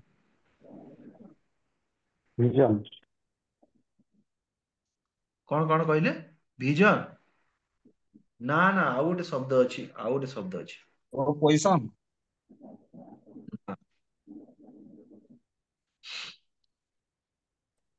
विजन विजन प्रभु। विजन तो ହେଇଗଲା दृष्टि माता जी दृष्टि ओहो, कोण कथा कहा जाउची प्रत्येक जिंस कोण को देखिबार गोटे दृष्टि कोण रहउची बुझी पारले दृष्टिकोण। तो एई दृष्टि कोणटा दी प्रकार दृष्टि कोण गोटे हैला गोटे होची भोग दृष्टि भोग दृष्टि कोण अछि आपण जहा किछि भी देखिबे सेटा आपणकर गोटे भोग करिवार इच्छा रे आपण से दृष्टिटा आपणकर रहिला आमे साधारण मनुष्य माने कोन करूछु आमे जिबा भगवान कोन कहले कि जलाशय मानक भितरे मु समुद्र कहले कि नहीं तांकर विभूति गोटे होची समुद्र आमे कोन करूछे आमे समुद्र को गले समुद्र को गले हमर दृष्टिकोण कोन रहला हमर कोन मने पडुची से जगह रे अरे एटा भगवान श्रीकृष्णकर विभूति एटा समुद्र नाइ आमे कोन कहबा मैक्सिमम लोक कोन कहिबे कि समुद्र कूल रे केमिति टिके चेयर पकेइगिरे आराम से बसिबी सेठी बढ़िया पवन आସୁची कोन टिके माने बादाम फादाम किनिकी खाइबी नहले कोन गोटे एन्जॉयमेंट करिवे हमर प्रथम चिंताटा सेटा आउची काहेकि हम दृष्टि होची भोग दृष्टि आमे केते बेले भी आमे भगवानकर कथा हमर सेठी मने पडुनी आमे बहुत बरफ जगह हिमालय जोठी माने बहुत आइस अछि एटा कोन बुलिया पई जाउछु ना सेठी हमर दृष्टिकोण सेटा रहउची कि भगवान को जेते विभूति कथा कहा गला तापरे जेते आपण जहा किछि भी हम सामना रे अछि हमर दृष्टिकोण चेंज हेबा कथा किंतु भगवान एथि सब विभूति कथा कहिसंती जे से चाहुचंती हमर दृष्टिटा भोग दृष्टि न हेगिरी जोग दृष्टि हो जोग दृष्टि कोन जोटा शिल प्रभुपात कले कृष्ण भावनामृत आंदोलन माने प्रत्येक जिंस रे कृष्ण कॉन्शियसनेस आमर कॉन्शियसटा आमर भीतर जो आमर अंतःकरणटा अछि सेटा कृष्णकर संगे जोड़ी हो जोग दृष्टि हो माने जहा किछि अर्थात संसार रो प्रत्येक वस्तु व्यक्ति आउ परिस्थिति ए तीनटा जिंस व्यक्ति वस्तु और परिस्थिति ए तीनटा जिंस भगवान को सह जोड़िबा आपण जदि करूचंती बहुत भलो कथा जदि न करूचंती आपण प्रैक्टिस करंतु प्रत्येक जिंस रे भगवान को खोजिबे आपण ऑफिस गले ऑफिस रे किछि गोटे हैला आपण सामना रे कोनसी गोटे लोक आसिला आपण भाबंतु कि ये आ भितरे तो भगवान अछंती काहे भगवान परमात्मा रूप रे अछंती भगवान कहते ये समस्ते मोर अंश ताकू नारायण रूप रे देखंतु तो हमर दृष्टिकोण चेंज हो आपण ताकू जणेबा दरकार नहीं कि मु तम देहरे भगवान अछि तमु मु भगवान मार बोली मानुची प्रणाम न करि पारले किछि कथा नहीं काहे आजिकाली युग एमिति आपण काहाकू जदि बारंबार प्रणाम करिवे से कहबो कोन लाभ आशा पई प्रणाम करूची आपण ताकू मने मने प्रणाम करंतु किंतु सेदिरे कोन हबो दृष्टिकोणटा चेंज ହେଇଯିବ भगवान जो विभूति जोग कथा कहले एथि पई कहिछन एबे त आउ ଗୋଟେ ଜିନିଷ ଦେଖନ୍ତୁ ଭଗବାନଙ୍କ ସର୍ବଶ୍ରେଷ୍ଠ ଭକ୍ତ ଭକ୍ତ ମାନଙ୍କର ଗୋଟେ ଆ ଭକ୍ତ ମାନଙ୍କର ଗୋଟେ କ୍ୟାଟେଗୋରୀ ଅଛି ସେ କ୍ୟାଟେଗୋରୀଟା ଆପଣ ଜାଣିଛନ୍ତି କି ଗୋଟେ କ୍ୟାଟେଗୋରୀ ଆପଣଙ୍କୁ କୁହାଯିବ ଭକ୍ତ ମାନଙ୍କର କ୍ୟାଟେଗୋରୀ କହନ୍ତୁ ଟପ୍ ମୋଷ୍ଟ ଭକ୍ତ କିଏ ଆପଣ କହିଲେ ଭଗବାନଙ୍କର ଯୋଉ ଭକ୍ତ ମାନଙ୍କର କଥା ବିଭିନ୍ନ ଶାସ୍ତ୍ରରେ ବର୍ଣ୍ଣନା କରାଯାଇଛି। ଯଦି ଆପଣଙ୍କୁ ପ୍ରଶ୍ନ ପଚାରିଯିବ ଯେ ସବୁଠାରୁ ଟପ୍ ଲେଭେଲର ଭକ୍ତ କଥା କହନ୍ତୁ, ସେଟା କିଏ ହେବେ? ପ୍ରହ୍ଲାଦ, ଧ୍ରୁବ ମହାରାଜ, ନା ନା ନା, ନାରଦ ମୁନି। ରଙ୍ଗ ରଙ୍ଗ ଆନ୍ସର। ଉତ୍ତମ ଭୁଲ ଭକ୍ତ ଯିଏ ହଁ, ପ୍ରଭୁ ସମସ୍ତଙ୍କ ଭିତରେ ଭଗବାନଙ୍କୁ ଦର୍ଶନ କରୁଥିବ, ସମସ୍ତ ଜୀବ ଜଗତଠୁ ଆରମ୍ଭ କରି ସଚରାଚର ପାହାଡ ପର୍ବତ ସମସ୍ତ ମୁଁ ତ ମାତାଜୀ ଆପଣଙ୍କୁ ପଚାରି ଆପଣ ନାଁ କହନ୍ତୁ, ଆପଣ ସେମିତି ଜେନେରାଲ କହନ୍ତୁନି। ପ୍ରଭୁ ଉତ୍ତମ ଭକ୍ତ। ଏଇଟା କି କଥା ହେଲା ମାତାଜୀ? ଗୁରୁଜୀ, ଉତ୍ତମ ଭକ୍ତ ସେଥିରେ କଣ ନାଁ ପ୍ରହ୍ଲାଦ ଅଛି କି? ପ୍ରହ୍ଲାଦ ମାତାଜୀ ଗୋଟେ କଥା ବହୁତ ପ୍ରହ୍ଲାଦ ଇମ୍ପୋର୍ଟାଣ୍ଟ। ଧ୍ରୁବ ହେବେନି କି? ପ୍ରଭୁ ଆଉ ବିଭୂତି ସବୁଠାରୁ ଶ୍ରେଷ୍ଠ ଭଗବାନଙ୍କର ଭକ୍ତର ବି କ୍ୟାଟେଗୋରୀ ଅଛି ମାତାଜୀ। ସବୁଠାରୁ ଶ୍ରେଷ୍ଠ ଭକ୍ତରେ ଗୋପୀ ମାନେ ଯାଆନ୍ତି, ଆଜ୍ଞା ଆଜ୍ଞା ଆଜ୍ଞା, ହଁ ହଁ ବୁଝିପାରିଲେ? ପ୍ରଭୁ। ଆପଣଙ୍କର ଦେଖନ୍ତୁ କ୍ୟାଟେଗୋରୀ କାହିଁ କୁହାଗଲା ଦେଖନ୍ତୁ। ଏବେ ଦେଖନ୍ତୁ ଧ୍ରୁବ, ଧ୍ରୁବ ବି ମାନେ ବହୁତ ବଢିଆ ଭକ୍ତ। ଚୈତନ୍ୟ ମହାପ୍ରଭୁ ସବୁବେଳେ କୋଉ ଚରିତ୍ର ଦିଟା ଶୁଣୁଥିଲେ? ଧ୍ରୁବ ଆଉ ପ୍ରହ୍ଲାଦ କଥା ମାନେ ଶୁଣୁଥିଲେ। ତା ଅର୍ଥ ଏଇଟା ନୁହଁ ଯେ ଧ୍ରୁବ ଓ ପ୍ରହ୍ଲାଦଙ୍କର ମାନେ କ୍ୟାଟେଗୋରୀ ଆମେ କରିଦେଲେ ମାନେ ତାଙ୍କୁ ଆମେ କମ ଭକ୍ତ ବା ଛୋଟ ଭକ୍ତ କହୁନେ, ସେମାନେ ବି ମହାନ ଭକ୍ତ। ନହେଲେ ତାଙ୍କ କଥା ଚୈତନ୍ୟ ମହାପ୍ରଭୁ ସବୁଦିନ ଶୁଣି ନଥାନ୍ତି। କିନ୍ତୁ ଯେତେବେଳେ ଭକ୍ତ ମାନଙ୍କର ଯେତେବେଳେ ମାନେ କ୍ୟାଟେଗୋରୀ କଥା କୁହାଗଲା ବା ତାଙ୍କର ମାନେ ବିଭିନ୍ନ କୋଉ ସ୍ତର କଥା କୁହାଗଲା, ତ ପ୍ରଥମେ ହେଲେ ଧ୍ରୁବ ଆସିଲେ। ଧ୍ରୁବଙ୍କର ଗୋଟେ ଇଚ୍ଛାଟେ ରହିଯାଇଥିଲା କି ନାଇଁ, କି ମୁଁ ସବୁଠାରୁ ମାନେ ବଡ ବ୍ରହ୍ମାଙ୍କ ପଦ ଠାରୁ ବଡ ପଦ ପାଇବି, ଏଇ ଇଚ୍ଛାଟା ରହିଯାଇଥିଲା। କିନ୍ତୁ ସେଇ ଇଚ୍ଛାଟା ପ୍ରହ୍ଲାଦଙ୍କ ପାଖରେ ଥିଲା କି? ନାଇଁ, ପ୍ରହ୍ଲାଦ ପ୍ରହ୍ଲାଦ ପାଖରେ ନଥିଲା ସେଟା। ନଥିଲା। ତାପରେ ତାଙ୍କଠୁ ଉପର ଲେଭେଲର ଭକ୍ତ କଥା ଯେତେବେଳେ କୁହାଯିବ, ସେତେବେଳେ ଆପଣ ଦେଖନ୍ତୁ ହନୁମାନ। ହନୁମାନ କି ଭକ୍ତ, ଭଗବାନଙ୍କର ଦାସ। ସବୁବେଳେ ସେ ଦାସ ମାନଙ୍କ ଭିତରେ ଭଗବାନଙ୍କର ମାନେ ସେ ହଉଛନ୍ତି ଶ୍ରେଷ୍ଠ, ବୁଝିପାରିଲେ? କିନ୍ତୁ ପୃଥୁ ମହାରାଜ ତ ହେବେ। କଣ କହିଲେ? ଶୁଣନ୍ତୁ, ମୁଁ ତା ଆଗକୁ କହୁଛି, ଗୋଟେ ଉଦାହରଣ ଦଉଛି। ବିଭିନ୍ନ ପ୍ରକାର ଦେଖନ୍ତୁ ଭଗବାନଙ୍କର କଥା ଅନନ୍ତ, ଭଗବାନ ଅନନ୍ତ, ଭଗବାନଙ୍କର କଥା ହରି କଥା ଅନନ୍ତା କୁହାଯାଇଛି। ବିଭିନ୍ନ ଦୃଷ୍ଟିକୋଣରୁ ଆମେ କହୁଛେ, ମୁଁ ଆପଣଙ୍କୁ ଏଇଟା ନୁହଁ ଯେ ତାର ଅଲଗା ଅଲଗା ଦୃଷ୍ଟିକୋଣ ଅଲଗା ଅଲଗା ଥାଇପାରେ। ତାପରେ ହନୁମାନଙ୍କଠୁ ଯଦି ଆପଣ ଟିକେ ଉପର ଲେଭେଲକୁ ଯିବେ, ସେଇଟା ଏମାନେ ହେବେ ପାଣ୍ଡବ ମାନେ। ବିଦୁର କାହିଁକି? ହଁ, ଶୁଣନ୍ତୁ ମାତାଜୀ, ଶୁଣନ୍ତୁ, ମାନେ ଅଲଗା ଅଲଗା ଭକ୍ତ କଥା ମୁଁ କ୍ୟାଟେଗୋରୀ ବହୁତ କହୁଛି। ଏଇଟା ଆପଣ କୋଉ ଗ୍ରନ୍ଥରୁ ପାଇବେ ସେଇଟା ବି ମୁଁ ଆପଣଙ୍କୁ କହୁଛି। ଗୋଟେ ହଉଛି ବୃହତ ଭାଗବତାମୃତମ, ସନାତନ ଗୋସ୍ୱାମୀଙ୍କର ଗ୍ରନ୍ଥ। ଏଇଟା ଆପଣ ପାଠ କରିବେ, ସେଥିରେ ଏଇ କ୍ୟାଟେଗୋରୀ କଥା କହ। ଏତେ ସୁନ୍ଦର ଗ୍ରନ୍ଥ, ଆପଣ ସେଇଟା ପାଠ କରିବେ, ବହୁତ ଭଲ ଲାଗିବ, ବୁଝିପାରିଲେ? ତ ପାଣ୍ଡବ ମାନେ କାହିଁକି ଶ୍ରେଷ୍ଠ ହେଲେ? କାହିଁକି ଦେଖନ୍ତୁ, ପାଣ୍ଡବ ମାନଙ୍କ ସାଙ୍ଗରେ ଭଗବାନ ପୁରା ତାଙ୍କର ଫ୍ୟାମିଲି ରିଲେସନ ହେଇଗଲା। ହନୁମାନ ତାଙ୍କର କଣ? ହନୁମାନ ତାଙ୍କର ସବୁଠୁ ବଡ ଭକ୍ତ, ତାଙ୍କର ସର୍ଭେଣ୍ଟ। କିନ୍ତୁ ଏଠି ଫ୍ୟାମିଲି ରିଲେସନ ହେଇଗଲା। ତାଙ୍କର ମାଙ୍କର ମାନେ ତାଙ୍କୁ ଭୁଆ ବୋଲି କହୁଥିଲେ ପାଖକୁ। ତ ଆମର କଣ ଭୁଆକୁ ହିନ୍ଦୀରେ ଭୁଆ ହେଲେ, ଓଡିଆରେ ଆମର କଣ ଖୁଡି। ବୁଆ ମାନେ ପିଇସି। ତାଙ୍କର ହେଇଗଲେ। ପିଇସି ଅର୍ଜୁନ ପିଇସି। ଆଉ ହଁ, ଅର୍ଜୁନ ଆଉ ଭଗବାନ ଏମିତି ଶୋଇଥିବେ ଗୋଟେ ଖଟରେ, ଏମିତି ଗୋଡକୁ ଗୋଡ ଲଦିକି ଶୋଇଥିବେ, ବୁଝିପାରିଲେ? ତ ତାଙ୍କର ତା ଅର୍ଥ କଣ? ମାନେ ସମସ୍ତ ହନୁମାନ ଯାଇକିରି ଭଗବାନଙ୍କ ରାମଚନ୍ଦ୍ରଙ୍କ ଉପରେ ଗୋଡ ପକେଇ ପାରିବେ କି? ନାହିଁ। ଆଚ୍ଛା, ଅର୍ଜୁନ କଣ ଭଗବାନଙ୍କର କାନ୍ଧରେ ଚଢି ପାରିବେ କି? ନାଇଁ ପ୍ରଭୁ। ଅର୍ଜୁନ ଚଢିବେ ଭଗବାନଙ୍କର କାନ୍ଧରେ, ଯେତେ ବଡ ସଖା ହେଲେ ବି? କିନ୍ତୁ ନାଇଁ। ତାଙ୍କର ଗୋପ ବାଳକ ସଖା ମାନଙ୍କୁ ଦେଖନ୍ତୁ, ଭଗବାନଙ୍କୁ ପୁରା ସେମାନେ ପୁରା ଭଗବାନଙ୍କୁ ପୁରା ଯାହା ପାରେ ତାହା କରନ୍ତି ସେମାନେ ଭଗବାନଙ୍କୁ। ମାନେ ଟିକେ ଭଗବାନ କଣ କହିବେ, ତୁ କହିବେ ତତେ ଖେଳେଇବୁନି, ଯାହା କହିବେ। ତୁ କେତେ ବଡ ମାନେ ଲୋକ ହେଇଛୁ, ତୋ ବାପା କଣ ମାନେ ମାନେ ଏଇଟା ହେଇଛି, ତୁ ଏତେ ବାହାଦୁର ବନିଛୁ, ତତେ ଆମେ ଖେଳିବୁନି କହ। ଭଗବାନ ପୁଣି ତାଙ୍କ ହଳଧର ମହାରାଜ କହନ୍ତି, ଭଗବାନ ପୁଣି ଆସିକି ପୁରା ଏମିତି କହିବେ, ନାଇଁ ମୁଁ ଖେଳିବି କହିବେ, କାନ୍ଦିଲା ଭଳିଆ ମୁହଁ କରିବେ, ତାପରେ ତାଙ୍କୁ ପୁଣି ଖେଳା। ତାଙ୍କର ଯୋଉ ସଖା, ଯୋଉ ବ୍ରାହ୍ମଣ ସଖା ଥିଲେ, ତାଙ୍କ ନାଁ କଣ? ସୁଦାମା। ହଁ, ସେ ସଖା କଣ କରିବେ? ସେ କହିବେ, ଆରେ ତୁ ତୁ ହଉଛୁ କଣ? ତୁ ହଉଛୁ ମାନେ ମୁଁ ହଉଛି ବ୍ରାହ୍ମଣ, ତୁ ମୋଠୁ ଆଶୀର୍ବାଦ ନେଲେ ଯାଇ ତୋର ଭଲ ହବ। ତୁ ମତେ ସବୁବେଳେ ଭଲ ଭଲ ମିଠା ଖାଇବା ପାଇଁ ଦେ। ଏଇ ଟାଇପ ର କଥା କହିବି। ଭଗବାନଙ୍କର ମାନେ ମୁହଁରୁ ଅଇଁଠା ଛଡେଇକିରି ମାନେ ଭଗବାନ କଣ କରନ୍ତି ତାଙ୍କର ସଖା ମାନଙ୍କର ମୁହଁରୁ ଅଇଁଠା ଖାଇ ଦିଅନ୍ତି। ତ ଏଇ ସଖା ମାନଙ୍କର ବି ଗୋଟେ ଲିମିଟ ଅଛି। ସେ ଲିମିଟ ଟା କଣ ସେମାନେ ଭଗବାନଙ୍କ ସାଙ୍ଗରେ ଏଇ ସବୁ ଲୀଳା କରୁଛନ୍ତି, କିନ୍ତୁ ସେମାନେ କଣ ଭଗବାନଙ୍କୁ କଣ ବାଡି ଧରିକିରି କଣ ବାଡେଇ ପାରିବେ କି? ନାଇଁ, କିନ୍ତୁ ଏଇ ସଖା ମାନେ ସବୁ ତ କରିବେ, କିନ୍ତୁ ଯଶୋଦା ମାଙ୍କ ଭଳିଆ ଭକ୍ତ ଏମାନେ ନୁହନ୍ତି। ଯଶୋଦା ମା କଣ କରିବେ ପୁରା କାହ୍ନାଙ୍କର ପୁରା ତାମାନେ କାନ ଧରିକିରି ଭଗବାନ ଡରନ୍ତି। ଯେତେବେଳେ ବାଡି ଉଠେଇଲେ ସେଇ ଟାଇମ ରେ କଣ ହେଲା, ଭଗବାନ ପୁରା ଏତେ ଡରିଗଲେ, ପୁରା ସାତଙ୍କ ନେତ୍ରମ୍, ଆପଣ ସେଇଟା ପାଠ କରୁଥିବେ ନା, ଏ ଯୋଉ କଣ ସେଇଟା କି ଅଷ୍ଟକମ୍ ଆମର ଦାମୋଦର ଦାମୋଦରାଷ୍ଟକମ୍। ହଁ, ଦାମୋଦର ସାତଙ୍କ ଦାମୋଦର ନେତ୍ରମ୍, ତାଙ୍କର ଗାଲ ମାନେ ପୁରା ତାଙ୍କର ମୁହଁ ପୁରା ଲାଲ ହେଇଗଲା ଡରରେ ପୁରା ବାଡି ଦେଖିକିରି। ଆଉ ଗୋଟେ କଥା ଆପଣଙ୍କୁ ମୁଁ କହୁଛି, ଭଗବାନ ଯେତେବେଳେ ଏଇ ସବୁ ଲୀଳା କରିବେ, ସେ ଜାଣି ପାରନ୍ତିନି ଯେ ସେ ଭଗବାନ ବୋଲିକିରି।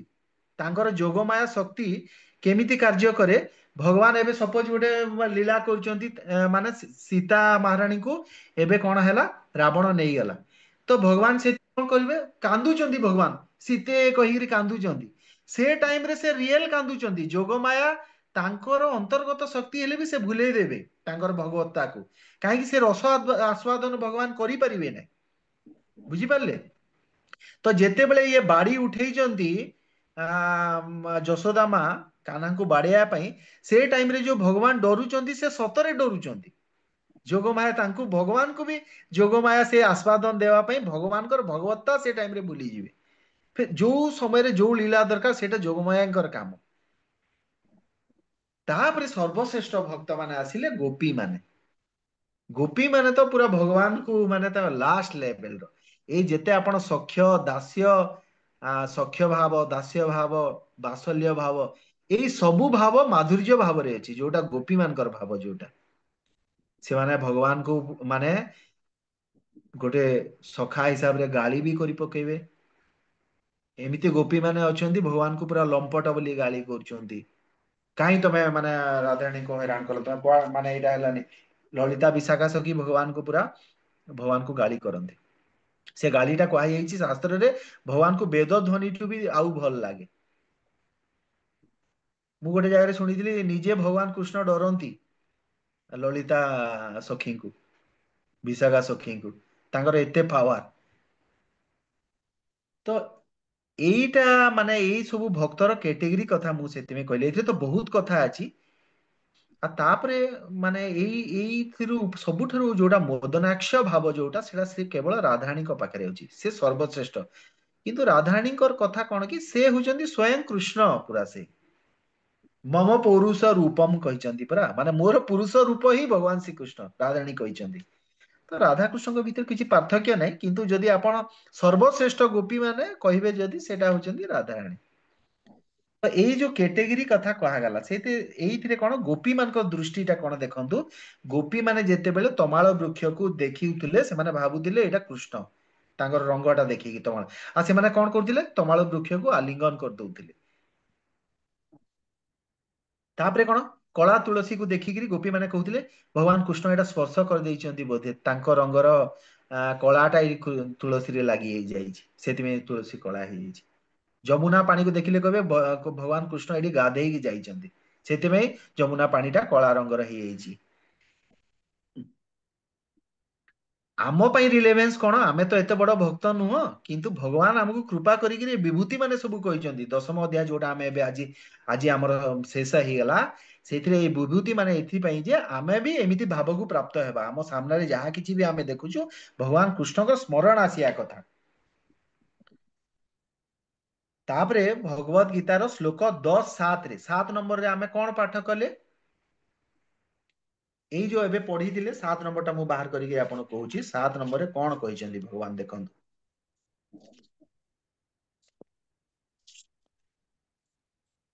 ଏତାଂ ବିଭୂତି, ଏତାଂ ବିଭୂତିଂ ଯୋଗଂ ଚ ମମ ପଢନ୍ତୁ ପଢନ୍ତୁ ମାତାଜୀ, ଆପଣ ପଢନ୍ତୁ।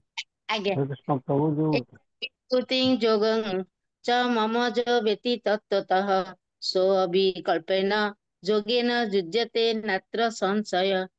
ଏବେ ଅନୁବାଦ ଆପଣ ହେଲା, ହଁ ପଢନ୍ତୁ ସେଟା। ଆଜ୍ଞା, ଯେ ତତ୍ତ୍ୱତଃ ମୋର ଏ ଐଶ୍ୱର୍ଯ୍ୟ ବା ବୈଭବ ଏବଂ ଶକ୍ତି କଥା ଜାଣେ, ସେ ଐକାନ୍ତିକ ଭକ୍ତି ଯୋଗ ମାର୍ଗରେ ସେବାରତ ହୁଏ, ଏଥିରେ କୌଣସି ସନ୍ଦେହ ନାହିଁ। ଏବେ ଆପଣ ମାନେ ବୁଝିପାରିଲେ ଏ ଭକ୍ତି ଯୋଗର କଣ କଣ ପାଇଁ ଭଗବାନ କହିଲେ? ଭଗବାନ କହିଲେ ଯେ ଯିଏ ମୋର ଶକ୍ତି ବିଷୟରେ ଜାଣେ ଆଉ ମୋର ବୈଭବ ଐଶ୍ୱର୍ଯ୍ୟ, ଭଗବାନଙ୍କର 6 ଗୋଟି ଐଶ୍ୱର୍ଯ୍ୟ ଆମେ ପଢିଛେ, 6ଟି ଐଶ୍ୱର୍ଯ୍ୟ, ଯେ ହଁ ଏଇ ବିଷୟରେ ମାତାଜୀ ଶୁଣନ୍ତୁ, ମୁଁ କହୁଛି ଶୁଣନ୍ତୁ। ଆଜ୍ଞା ତ କୁହନ୍ତୁ। ଏଇଟା କଣ କହିଲେ, ଯୋଉ ଭଗବାନ ଯୋଉ ଏଇ ବିଭୂତି ଯୋଗ ଯୋଉ ବିଭିନ୍ନ ବିଭୂତି କଥା କହିଛନ୍ତି, ଏଇଟାକୁ ଯିଏ ତାଙ୍କର ଐଶ୍ୱର୍ଯ୍ୟ ଆଉ ବିଭୂତି କଥା ଯିଏ ତତ୍ପର ସହିତ ଜାଣିବ, ସେ ଭକ୍ତି ଯୋଗ ମାର୍ଗରେ ସେବାରତ ହବ।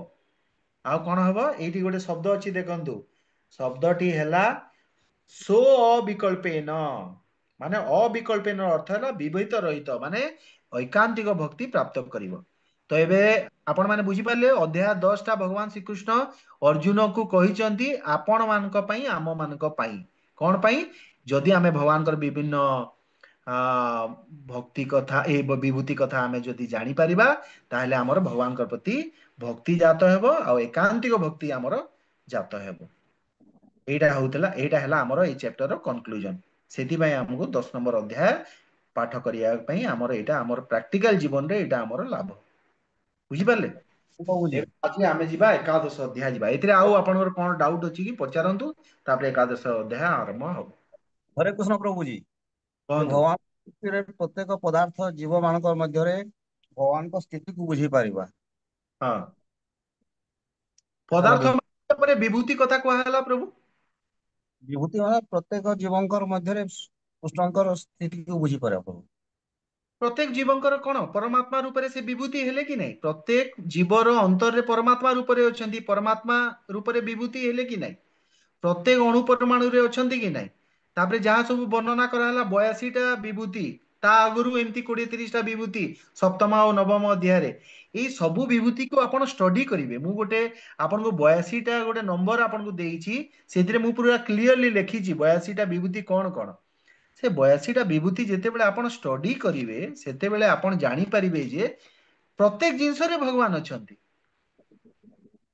ଶ୍ଲୋକ ନମ୍ବର 20 ଯୋଉଟା ବିଭୂତି ଆରମ୍ଭ ହେଇଛି ଏଇ ଚ୍ୟାପ୍ଟର, ସେଥିରେ 4ଟା ବିଭୂତି କଥା କୁହାଯାଇଛି। କଣ? ହୃଦୟରେ ଥିବା ଆତ୍ମା ମୁଁ, ସମସ୍ତ ପ୍ରାଣୀର ମୂଳ ମଧ୍ୟ ଅନ୍ତ ମୁଁ। 21 ନମ୍ବରରେ ଆଦିତ୍ୟ ମାନଙ୍କ ଭିତରେ ବିଷ୍ଣୁ ମୁଁ, ଜ୍ୟୋତିଷ୍କ ମାନଙ୍କ ଭିତରେ ସୂର୍ଯ୍ୟ ମୁଁ, ମରୁତ ଭିତରେ ମରିଛି। ଆପଣ ଏମିତି ସବୁ ଯେତେବେଳେ ଆପଣ ମାନେ ପଢି ଚାଲିଯିବେ, ତ ଆପଣ ମାନେ ଜାଣିପାରିବେ ଯେ ଭଗବାନ ପ୍ରତ୍ୟେକ ଜିନିଷରେ ଅଛନ୍ତି। ତ ଏଥିରେ ଆପଣ ଆଉ ଗୋଟେ କଣ ଲାଭ ହେବ, ଯେ ଆପଣ ଜାଣିପାରିବେ ଯେ ଆପଣ କେହି ନୁହନ୍ତି, ସବୁ କିଛି ଭଗବାନ ଅଟନ୍ତି। ଆପଣ ଯାହା ବି କରୁଛନ୍ତି ସେଟା ଆପଣ କରୁନାହାନ୍ତି, ସେଟା ଭଗବାନଙ୍କ ଦ୍ଵାରା ହଉଛି। ଭଗବାନଙ୍କ 3ଟି ଯୋଉ ଗୁଣ, ହରେ ସତ୍ୱ ତମ ରଜ ଦ୍ଵାରା। ଆଜ୍ଞା, କୁହନ୍ତୁ ମାତା। କରିବାକୁ ଥାଇ ମୁଁ ହିଁ, ମୋ ବିନୁ ଅନ୍ୟ ଗତି ନାହିଁ ଭଗବାନଙ୍କର। ଏଇ ଗୋଟେ କଥା ଯୋଉଟା ମାତାଜୀ କହିଲେ, ସେ ଗୋଟେ କଥାରେ ପୁରା ମାନେ ଏଇ ବିଭୂତି ଯୋଗର ଜିନିଷ ପଳେଇ ଆସିଲା। ମୋ ବିନୁ ଅନ୍ୟ ଗତି ନାହିଁ, ଏଇଟା ବୁଝିବା କଥା। ଏଇ ଯୋଉ ଗାଁ ଲୋକ ମାନେ ଯୋଉ ଏଇ ସବୁ ଆଗରୁ ଯୋଉ କହିଛନ୍ତି, ଏଇଟା ଭାଗବତରୁ ନେଇକରି କହିଛନ୍ତି ବୋଲି ଏଇଟା ହଳଧର ମହାରାଜ କହନ୍ତି। ଏଇ ଯୋଉ ଛୋଟ ଏଇଟା ଗୋଟେ ବାକ୍ୟ ନୁହେଁ, ମୋ ବିନୁ ସବୁ କରୁ କରାଉଥାଇ ମୁଇଁ, ମୋ ବିନୁ ଅନ୍ୟ ଗତି ନାହିଁ। ଆଜ୍ଞା। ହଁ, ଏଇଟା ଆପଣ ବିଭୂତି ଯୋଗର ଯଦି ଆପଣ ଏମିତି ଗୋଟେ ଏଇଥିରେ କହିବେ, ଏଇଟା ବୁଝିବା କଥା ଆମେ। ବୁଝିଲେ? ହରେ କୃଷ୍ଣ, ତ ଆମେ ଯୋଉ ଘରେ ପୂଜା କରୁଛେ ଲକ୍ଷ୍ମୀ ନାରାୟଣଙ୍କ ବେଶ, ସେଟା କଣ ଭଗବାନଙ୍କର ପ୍ରାଣ ଦପସାଇ? ନାରାୟଣ ମାନେ ହଉଛନ୍ତି କଣ? ଶବ୍ଦରୁ ଜାଣନ୍ତୁ, ନାରାୟଣ।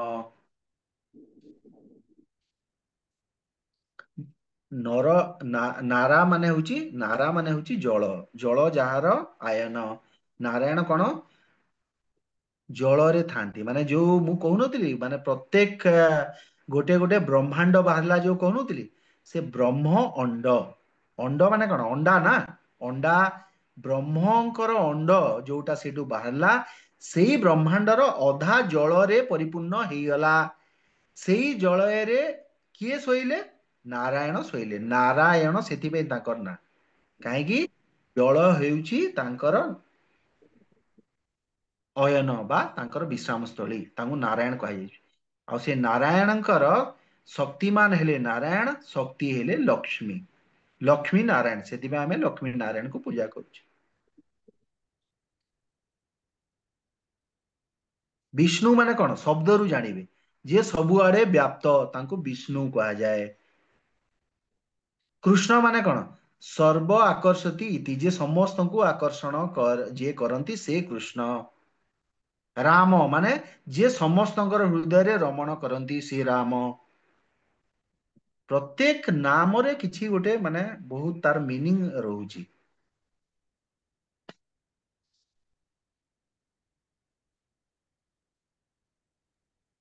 हरे कृष्ण प्रभु जी।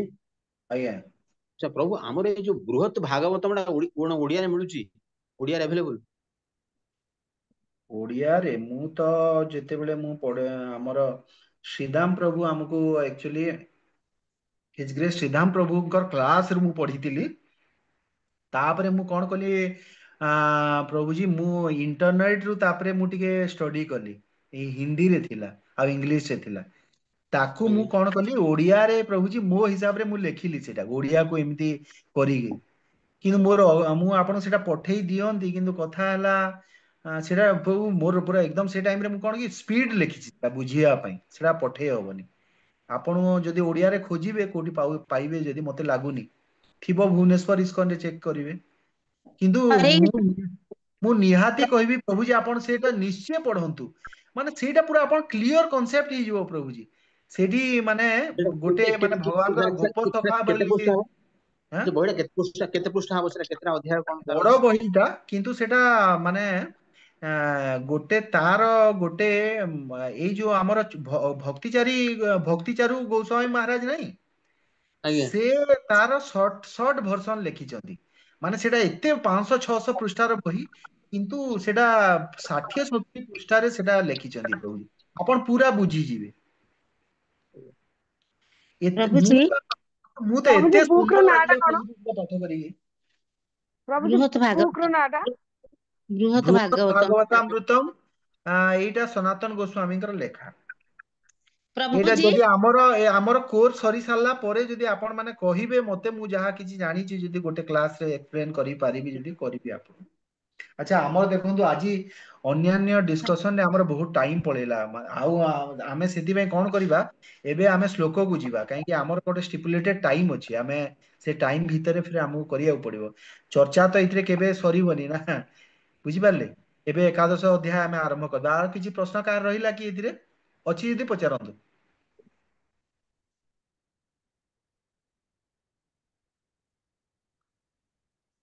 ଆମେ ଏକାଦଶ ଯିବା ଏକାଦଶ ଅଧ୍ୟାୟକୁ ଯିବା। ମୁଁ ଏବେ ହରେ କୃଷ୍ଣ ପ୍ରଭୁଜୀ ହଁ ଏକାଦଶ ଅଧ୍ୟାୟ ବିଶ୍ୱରୂପ ଦର୍ଶନ ଯୋଗ ଶ୍ରୀ ଭଗବାନଙ୍କର ବିଶ୍ୱରୂପ ଶ୍ଲୋକ ଆଜ୍ଞା ନମ୍ବର 1 ଆଜ୍ଞା ଅର୍ଜୁନ ଉବାଚ ମାତେ ଗୋଟେ ସେକେଣ୍ଡ ମଦନୁଗ୍ରହ ଗୋଟେ ମିନିଟ ରୁହନ୍ତୁ ମାତେ ଟିକେ ରହିଯାଆନ୍ତୁ। ଏକାଦଶ ଅଧ୍ୟାୟ ବିଷୟରେ ଆମେ ଟିକେ ଆମକୁ କହିବାକୁ ପଡିବ ଯାହାକୁ କୁହାଯାଏ ଅବଲୋକନ। କାହିଁକି ଆମେ ସେଟା ଟିକେ ବୁଝିବାକୁ ପଡିବ ଗୋଟେ ହଉଛି ଆପଣଙ୍କର ଦିଟା ଜିନିଷ ଅଛି। କୌଣସି ଶାସ୍ତ୍ର ପଢିବା ପାଇଁ ଗୋଟେ ହଉଛି ସିଂହାବଲୋକନ ଆଉ ଗୋଟେ ହଉଛି ବିହଙ୍ଗାବଲୋକନ। ତ ବିହଙ୍ଗାବଲୋକନ ହଉଛି କଣ ବିହଙ୍ଗ ମାନେ କଣ ପକ୍ଷୀ ସେ ଉପରୁ ଗୋଟେ ଜିନିଷ ଦେଖିବ। ତଳେ ସବୁ ମାନଚିତ୍ର ଭଳିଆ ଦେଖାଯିବ ମାନେ ଟୋଟାଲ ଜିନିଷଟା ଆପଣ ଗୋଟେ ଥରରେ ଦେଖିବେ ତାକୁ ବିହଙ୍ଗାବଲୋକନ କୁହାଯାଏ। ଆଉ ଯୋଉଟା ହଉଛି ସିଂହଙ୍ଗାବଲୋକନ ହେଲା ସିଂହ ଯେମିତି ଆଗକୁ ଚାଲି ଚାଲି ଯିବ ଆଗରେ ଟିକେ ରହିକି ପଛକୁ ଏମିତି ଅନେଇବ। ସେଇଟା ହଉଛି ସିଂହଙ୍ଗାବଲୋକନ ତ ଆମେ କଣ ଏବେ ସିଂହଙ୍ଗାବଲୋକନ ପଦ୍ଧତିରେ ପଢୁଛେ। ତ ଆମେ କଣ କରିବା ଟିକେ ଆମେ ଯିବା ପଛରେ କଣ ପଢିଲେ ସେଇଟା ଏବେ ଡିସକସ କଲେ ଏବେ ଏକାଦଶ ଅଧ୍ୟାୟରେ କଣ ଦିଆ ହେଇଛି ସେଇଟାକୁ ଟିକେ ଆମେ ଯିବା ମାନେ ଟିକେ ଡିସକସ କରିବା ତାପରେ ଆଗକୁ ବଢିବା ମୁଁ ସେଥିପାଇଁ ଏଇଟା ଆରମ୍ଭ କରୁଛି। ଦେଖନ୍ତୁ ବିଶ୍ଵ ରୂପ ଦର୍ଶନ ଯୋଗ ଅଧ୍ୟାୟ 11ରେ 11 ଏଇ ଚାରିଟା ଶ୍ଲୋକରେ ଆପଣଙ୍କୁ କଣ କୁହାଯାଇଛି ଯେ ବିରାଟ ରୂପ ଦେଖେଇବା ପାଇଁ ଏଇଟା ଅର୍ଜୁନଙ୍କ ଅନୁରୋଧ କରିଛନ୍ତି ଭଗବାନ ଶ୍ରୀକୃଷ୍ଣଙ୍କୁ। ତାପରେ 11:5-11:8 ପର୍ଯ୍ୟନ୍ତ ଭଗବାନ ଶ୍ରୀକୃଷ୍ଣ ତାଙ୍କର ବିଶ୍ଵରୂପ ବିଷୟରେ ବର୍ଣ୍ଣନା କରିଛନ୍ତି ଦେଖେଇ ନାହାନ୍ତି। ବିଶ୍ଵରୂପ ବିଷୟରେ ବର୍ଣ୍ଣନା କରିଛନ୍ତି। ମାନେ କୌଣସି ଜିନିଷ କୋଉ ଜ୍ଞାନ ଦେବା ଆଗରୁ ବା କୌଣସି ଦୃଶ୍ୟ ଦେଖେଇବା ଆଗରୁ ଗୋଟେ ତାର ଗୋଟେ ପୂର୍ବ ବର୍ଣ୍ଣନା କରାଏ ସେଇଟା ଭଗବାନ କୃଷ୍ଣ କରିଛନ୍ତି। 11:9ରୁ ଆପଣଙ୍କର 11:14 ପର୍ଯ୍ୟନ୍ତ ସଞ୍ଜୟ जे कि धृतराष्ट्र को एटा दिव्य दृष्टि पाई व्यासदेव जे शुणाउछन्ती ए सब कथा से कथा विश्वरूप कथा संजय द्वारा कहा जाइछि विश्वरूप वर्णन कराई कौटिरू 9 ରୁ 14 15 ରୁ 31 तापरे कोन कहाइछि अर्जुन द्वारा विश्वरूप दर्शन अनुभव कहा जाइछि बुझी पारले आ अर्जुन प्रश्न पचारचंती तापरे 11:32 ରୁ 11:34 श्रीकृष्ण का उत्तर देइचंती माने तमे निमित्त मात्र हुआ मु समय ए सब कथा कहिचंती 11:35 ରୁ 11:46 पर्यंत अर्जुन तापरे प्रार्थना करचंती जेतेले विश्वरूप देखि देइचंती सेतेबेले एठी भयभीत हेइ जाइचंती कि जाहाकू से सखा हिसाब रे भाबुदिले से माने एते भगवान श्रीकृष्ण विश्वरूप देखि टिके भयभीत हेइचंती आउ खुशी भी हेइचंती जेहेतु भक्त तापरे 47 ରୁ 55 टोटल 55 टा श्लोक एइथिरे भगवान श्रीकृष्ण को तापरे कौन कहिछि से कहते जे तांकर एई जो द्विभुज रूपर महात्मा कौन से सब वर्णना हेछि एइटा हेइगला हमर अध्याय 11 कथा कहगला एबे अध्याय 11 टा आमे सबु अध्याय आरंभ आगरु आमे कहूचे कि आमे एटा को छंद रे लेखा हेछि तो अनुष्टुप छंद कथा मु आपन कहिदिली 32 अक्षर थिबो चारटा पाद थिबो तो आपण एठी लक्ष्य करंतु ए गोटे जिंस जे एइथिरे आपनकर चारिटा पाद तो अच्छी किंतु 33 अक्षर हो जाउची एथिरे तो आपण भाबी पे एटा माने रिलेवेंट न हेले भी मुटी कहि दउची काहे कि एटा 33 टा माने एटा रहिची कि एटा अनुष्टप छंद रे थिले भी गोटे एक्स्ट्रा केमती ही गला एटा तो भूल हेबा कथा नै स्वयं व्यासदेव को रचना आ अर्जुन कहउचंदी केमती भूल कहिबे छंदरे भूल हब ना एठी एथिपाई कहिचंदी जे जो पूर्व अध्याय रे अर्जुन भगवान को कृपा रे भाव विभोर ही जाइचंदी एते आनंदित हेइचंदी जे भगवान को सब विभूति सुनी कि सेते बेले गोटे माने एक्स्ट्रा एटा गोटे शब्द व्यवहार हो जाइए 32 टा जगह 33 हो जाइए तो यहाँ को भूल धरा हेबनी एटा गोटे टीका रे लेखा है जोटा मु आपन कहली एटा आपण खाली जस्ट जानी तांतु एटा आपण एग्जाम साइ कोनसी रिलेवेंस नाही किबा एथिरे किछि ना आपण गोटे जस्ट जानी तांतु कि आपण जदि केबे गणिबे अरे 32 जगह 33 केमती हिगला एटा तो 32 हवा कथा अनुष्टुप छंदटा तो एटा जस्ट मु गोटे प्रभुंकटु सुनिली तो आपण कहिदेली तो एबे माताजी आपण पाठ करंतु माताजी 1 नंबर श्लोक हरे कृष्ण प्रभु जी आज्ञा श्लोक नंबर 1 अर्जुन उवाच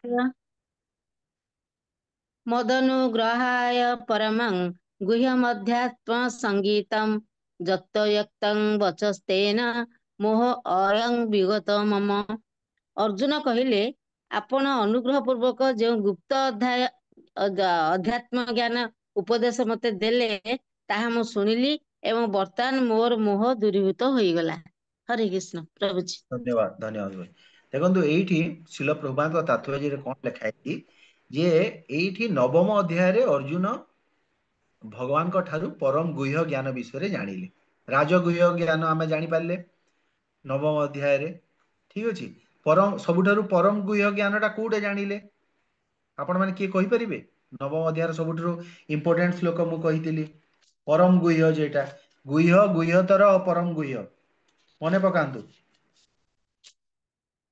मत जाजी माम नमस्कार करू श्लोक नाई एटा हूँ परम गुह्य ज्ञान तो यहीटा है नवम अध्याय रे परम गुह्य ज्ञान विषय अर्जुन जानिले आ भगवान श्रीकृष्ण होउचंदी सबु अवतार उत्स सर्व कारणर कारण एटा जानिले तापरे कौन जानिले वर्तमान अर्जुन कहउचंदी जे एई सबु जानिगिरी आपण सब विभूति गुड़ा मु सबु जानिगिरी कौन हैला जे भगवान से जानी पाले जे भगवान सबुतिर मूल अटंती आ परमात्मा रूप रे सर्वत्र विराजित बोली जानी पाले तापरे अर्जुन भगवान श्रीकृष्ण को सर्व कारण कारण बोली स्वीकार भी करिसंती कहीं से गोटे श्लोक रे कहलेनी असित देवल नारद व्यास सब कहिसंती और आपण भी भगवान এই কথা कहउचंती এই सब कथा एटा कहले प्रभुपाद तात्पर्य रे लिखिसंती तो এই सब जानी सारला परे वर्तमान कौन हैला ना तापरे एठी देखंतु गोटे शब्द अछि आध्यात्म संगीतम माने आध्यात्मिक विषय अर्थात भक्ति विषयक जिनस एटा श्रीधर स्वामी को टीका लेखा है आत्म अनात्म विवेक विषय माने को जिनसटा माने अर्जुन जानी पाले knowledge of spirit and matter माने आत्मा और अनात्मा आत्मा और आत्मा छाड़ी जो सब वस्तु सब रहला सेटा अनात्मा एई सबु विषय को ज्ञान जानी सारला परे भक्ति विषय को सबु ज्ञान जानी सारला परे यत मद अनुग्रह त्वयां भक्त अर्जुन कहउचंदी मते कृपा करिवा पई हे भगवान आपन को द्वारा ए सबु कहा जाईची भक्त को भगवान ज्ञान देइथांती कौन पाई भगवान 10:11 कहते कि मो पाखक केमिति भक्तटा फेरी आसीबो सेति भगवान ज्ञान देइथांती तो एई ज्ञानटा आपण देखंतु 10:11 रे भगवान कौन कहले 10:11 रे भगवान कहते तेषावामेनु देखो तेषाम एव अनुकंपा अर्थम अहम अज्ञानजम तमः नाशयामि आत्मभावस्त ज्ञान दीपेन भास्वता माने मु सेमान प्रति अनुकंपावशत ही हृदय रे रही उज्जवल ज्ञान दीप साहाଯ୍ୟରେ अज्ञानतारू जात अज्ञान को नाश करे माने एठी सेही कथा अर्जुन भी कहले कि मो ऊपर भगवान आपण अनुकंपा करले अर्जुन कौन कहले आपण अनुग्रह पूर्वक जो गुप्त आध्यात्मिक ज्ञान बा भक्ति रूपक ज्ञान जो मोटा देले सेठी पई मोर सबु संशय मोर दूरीभूत हेगला एटा श्लोक नंबर 1 रे कहा गला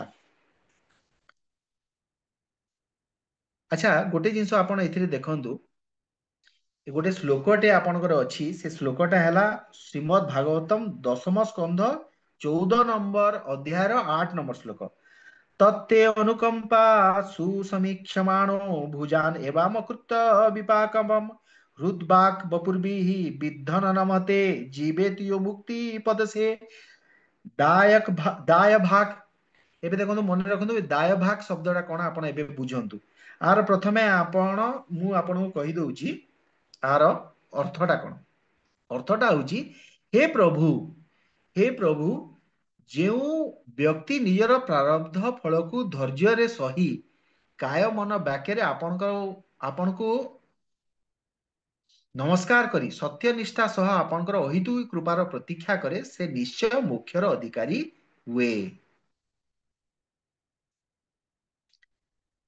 एटा रिलेवेंस एइथिरे एटा हेगला जे भगवान अनुग्रह केतेबेले जणे प्राप्त करिवो ना आपण भक्ति मार्ग रे आपण जोड़िकी थांतु आपण केते को मात्रा रे आपण शुद्ध भक्ति कले सेटा एठी कहा जाउनी एठी कोन कहा गेला एठी श्रीधर स्वामी एथिरे टीका रे कोन देइचंदी पुत्र जेमती जन्म हैला परे सांगे सांगे बापांगर संपत्ति रो आपे आपे अधिकारी हो जाए सेही परी भक्त कोन करे जो भक्ति जोगरे जदी स्थिर रही गला आपण माने कोन एबे भक्ति जोगरे भक्त संग करूचंदी जो नियम गुड़ा 16 माला दिया है सेटा करूचंदी विशेष किछि भी जदी न करि पाले खाली आपण भक्ति को न छाड़ी किरी आपण अलगा आड़ को आपण माने पतन जदी आपनकर न हैला भक्ति को आपण न छाड़ीले ताहले कोन हबो आपण को भगवान आपणे नेबे आपण आपण भगवान ग्रहण करिवे आपण भगवान को प्राप्त करि जिवे एई जो शब्दटा देखंतु एई एथिरे दाय भाग कहैछि दाय भाग रो अर्थ होछि पुत्र जेमती माने पितरार संपत्ति रे माने स्वतः अधिकारी हो जाए सही परी आमे अधिकारी हो जाइछु शिल प्रभुपाद कृपारू भक्ति मार्ग को आसिकी खाली कौन आमको छाड़िबा कथा नुह तो ये जो गुप्त आध्यात्म ज्ञान भगवान उपदेश देइचंती सेथिपई अर्जुन कहले मोर मोह दूरीभूत हो गला एटा श्लोक नंबर 1 थिला एबे आमे श्लोक नंबर 2 को जीवा अच्छा प्रभु ये जो आज्ञा 10 14 8 एटा कहले एटा कार कोन ब्रह्मांकर स्तुति एटा कहार स्तुति एटा किए करछंती एटा एटा होउची आपनकर से 10 14 8 सेरा कोन सेरा किए काहू कहउछंती सेरा कहार स्तुति एटा जीवे दया मुक्त प्रदेश दया भाग एटा बोधे नारदଙ୍କ स्तुति प्रभु जी टिके आपण चेक कर देबे काहे कि एबे मु देखि पारी थांती जे टिके हमरो माने टिके डेरी हिजबा आपण जस्ट एई श्लोकटा मु आपण श्लोक रेफरेंस दउची आपण क्लास सरला परे आपण टिके देखि देबे ब्रह्मांकर नुहे बढिया लागुची मते आपण नोट करंतु 10 अध्याय 14 नंबर अध्याय 8 नंबर श्लोक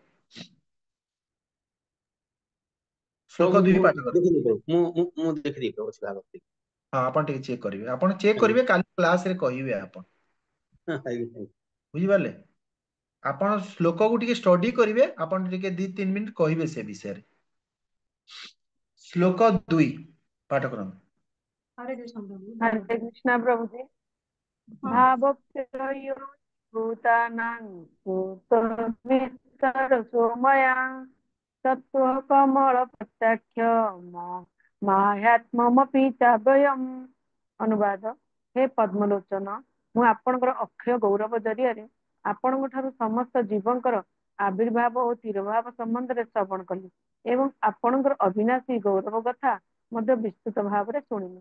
ହରେ କୃଷ୍ଣ। धन्यवाद माताजी पद्मलोचन एठारे अर्जुन श्रीकृष्ण को पद्मलोचन संबोधन करुचंती कारण श्रीकृष्ण कर चक्षुद्वय कौन पद्म पाखुड़ा भली अच्छा कौन पद्म पाखुड़ा कहीं कह जाए जानते कहीं आम पाखे अलग रास्ता ना कवि मान पाखे लेखक मान पाखे भगवान श्रीकृष्ण तो पद्म पाखुड़ा माने कोटि गुण सुंदर किंतु पृथ्वी पृष्ठ जोटा सब सुंदर जिनस से उदाहरण दिज्व ना तापरे पद्म पाखुड़ा कथा यहीटा देखु कुंती माता तांको स्तुति रे ना भगवान को प्रत्येक अंग को पद्म पाखुड़ा सह तुलना करिसेंती कौन कहिसेंती कमल नयन कहिसेंती हस्त कमल कहिसेंती पाद पद्म मुख पद्म ये सब कथा कहिसेंती भगवान को पद्म सहित तुलना करा जाए हरे कृष्ण प्रभु जी नम आज्ञा पंकज नाभाय नम पंकज मालिने नम पंकज पंकज इंद्रिया बहुत आग्रह सुंदर बात है नहीं एकदम କହିଛନ୍ତି ଏଇଟା ଆଜ୍ଞା एकदम बढ़िया बढ़िया कहे अच्छा पद्मटा पद्म को सृष्टि प्रथमे ना ब्रह्मा को सृष्टि प्रथमे कहले ब्रह्मा ପଦ୍ମଙ୍କର ब्रह्मा सृष्टि ଆଗ हाँ, ପଦ୍ମ ଆଗ तो ପଦ୍ମ पद्म सूची प्रथमे पद्म ଭଗବାନଙ୍କର सूची प्रथमे ପଦ୍ମ ଆସିଲା ନା हाँ। ଆଗେ ପଦ୍ମ ପ୍ରଭୁ तो तो पद्म पद्मर आपण जानी था पद्मर तमने एति होची तार महात्मा जे ब्रह्मांड सृष्टि रु भी आगुरु आरंभ होईची अच्छा गोटे एथिरे आपण मु गोटे जिंस कहूची एथिरे तो तात्पर्य रे सब जिंस लेखा बहुत बढ़िया कथा कि एडा पद्मलोचन कहागला किंतु श्लोक रे कौन लेखाई पद्म विषय रे आपण मते मूल श्लोक पाठ करी कहंतु कौन लेखाई खाली से गोटे शब्द आपण आउ श्लोक पढ़ंतु नाही से शब्दटा कहतु जो शब्द रे माने कमल लेखाई पद्मलोचन लोचन लेखाई मते आपण देखंतु भलो से देखंतु श्लोक देखंतु कमल लोचन कोठी लेखाई କମଳ श्लोक ପ୍ରତ୍ୟାଖ୍ୟ कमल पत्राक्ष तो टिके डाउट आसिलानी कमलाक्ष कमल पत्राक्ष समान कि पत्र कथा केमती कहगला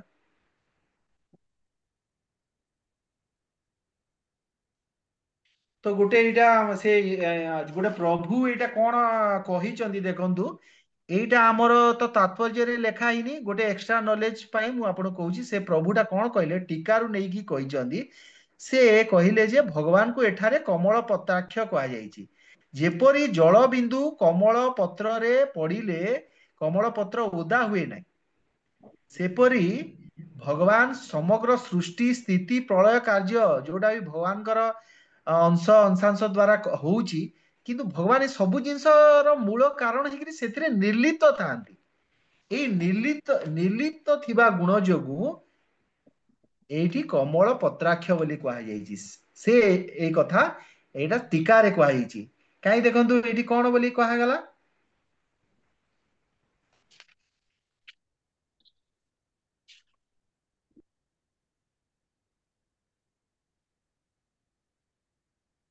ବୁଝିପାରିଲେ କମଳ ପ୍ରତ୍ୟାଖ୍ୟ ବୁଝିପାରିଲେ ତ ବୁଝିହେଲା ହଉ ତାପରେ ଆମେ ଆଗ ଶ୍ଲୋକ ପଢିବା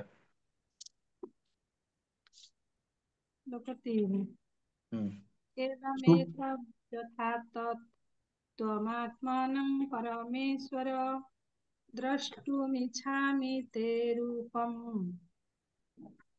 ऐश्वरं पुरुषोत्तमम् ଅନୁବାଦ ହେ ପୁରୁଷୋତ୍ତମ ହେ ପରମ ରୂପ ଯଦିଓ ମୁଁ ଏଠାରେ ମୋ ସମ୍ମୁଖରେ ଆପଣଙ୍କର ବାସ୍ତବ ସ୍ଥିତିକୁ ଦେଖୁଛି ତଥାପି ଆପଣ କିପରି ଏ ପରିଦୃଶ୍ୟମାନ ଜଗତ ମଧ୍ୟରେ ପ୍ରବେଶ କରିଛନ୍ତି ତାହା ମୁଁ ଦେଖିବାକୁ ଇଚ୍ଛା କରେ ଆପଣଙ୍କର ସେହି ରୂପକୁ ମୁଁ ଦେଖିବାକୁ ଇଚ୍ଛା କରେ ଧନ୍ୟବାଦ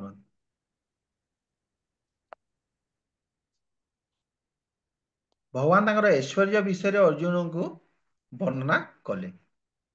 ଶ୍ରୀକୃଷ୍ଣ ଯେ ପର୍ଯ୍ୟନ୍ତ ପରମାତ୍ମା ରୂପରେ ବ୍ରହ୍ମାଣ୍ଡରେ ପ୍ରବେଶ କରିବେ ତାହେଲେ ବ୍ରହ୍ମାଣ୍ଡର କୌଣସି ଗତିବିଧି ହବ ନାହିଁ। ଏଇଟା ଆମେ ଡିସ୍କସ୍ କଲେ। ଏଇ ବ୍ରହ୍ମାଣ୍ଡ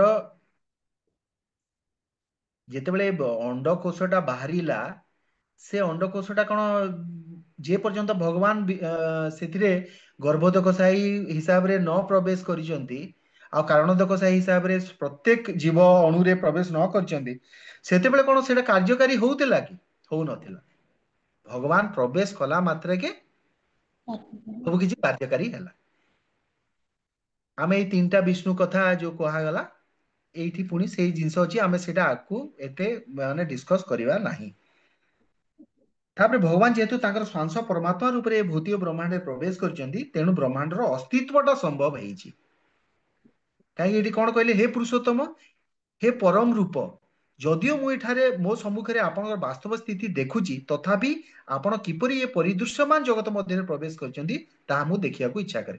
ତ ଯୋଉଟା ବିଭୂତି ରୂପରେ ଯୋଉ ସବୁ ବର୍ଣ୍ଣନା କରିଗଲେ, ଏବେ ଅର୍ଜୁନ କହିଛନ୍ତି ଯେ ହେ ଭଗବାନ, ଏଇଟା ସତ କଥା, ଆପଣ ସବୁ କହିଲେ ଆଉ ସେଇଟା ମୁଁ ମାନିଗଲି, କିନ୍ତୁ ଏବେ ବର୍ତ୍ତମାନ ମୁଁ ଦେଖିବାକୁ ପାଇଁ ଚାହୁଁଛି ଯେ ଆପଣ କେମିତି ପ୍ରବେଶ କରିଛନ୍ତି, କେମିତି ଆପଣ ପରମାତ୍ମା ରୂପରେ ପ୍ରତ୍ୟେକ ଜିନିଷରେ ପ୍ରବେଶ କରିଛନ୍ତି, ବିଶ୍ୱର ସବୁ ଜିନିଷରେ ମତେ ସେଇ ଜିନିଷଟା ଦେଖାନ୍ତୁ। ତ ଏଥିରେ କଥାଟା କଣ ରହିଲା ଯେ ଅର୍ଜୁନ ଅନ୍ୟମାନଙ୍କୁ ବୁଝେଇବା ପାଇଁ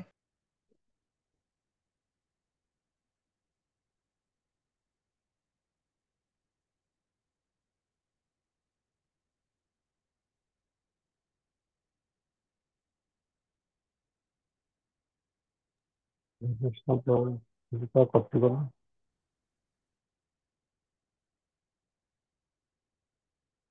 ପ୍ରଭୁଜୀ ମ୍ୟୁଟ ହେଇଗଲେ ବୋଧେ। ହରେ କୃଷ୍ଣ। ଶୁଭା ଯାଉନି ସେ?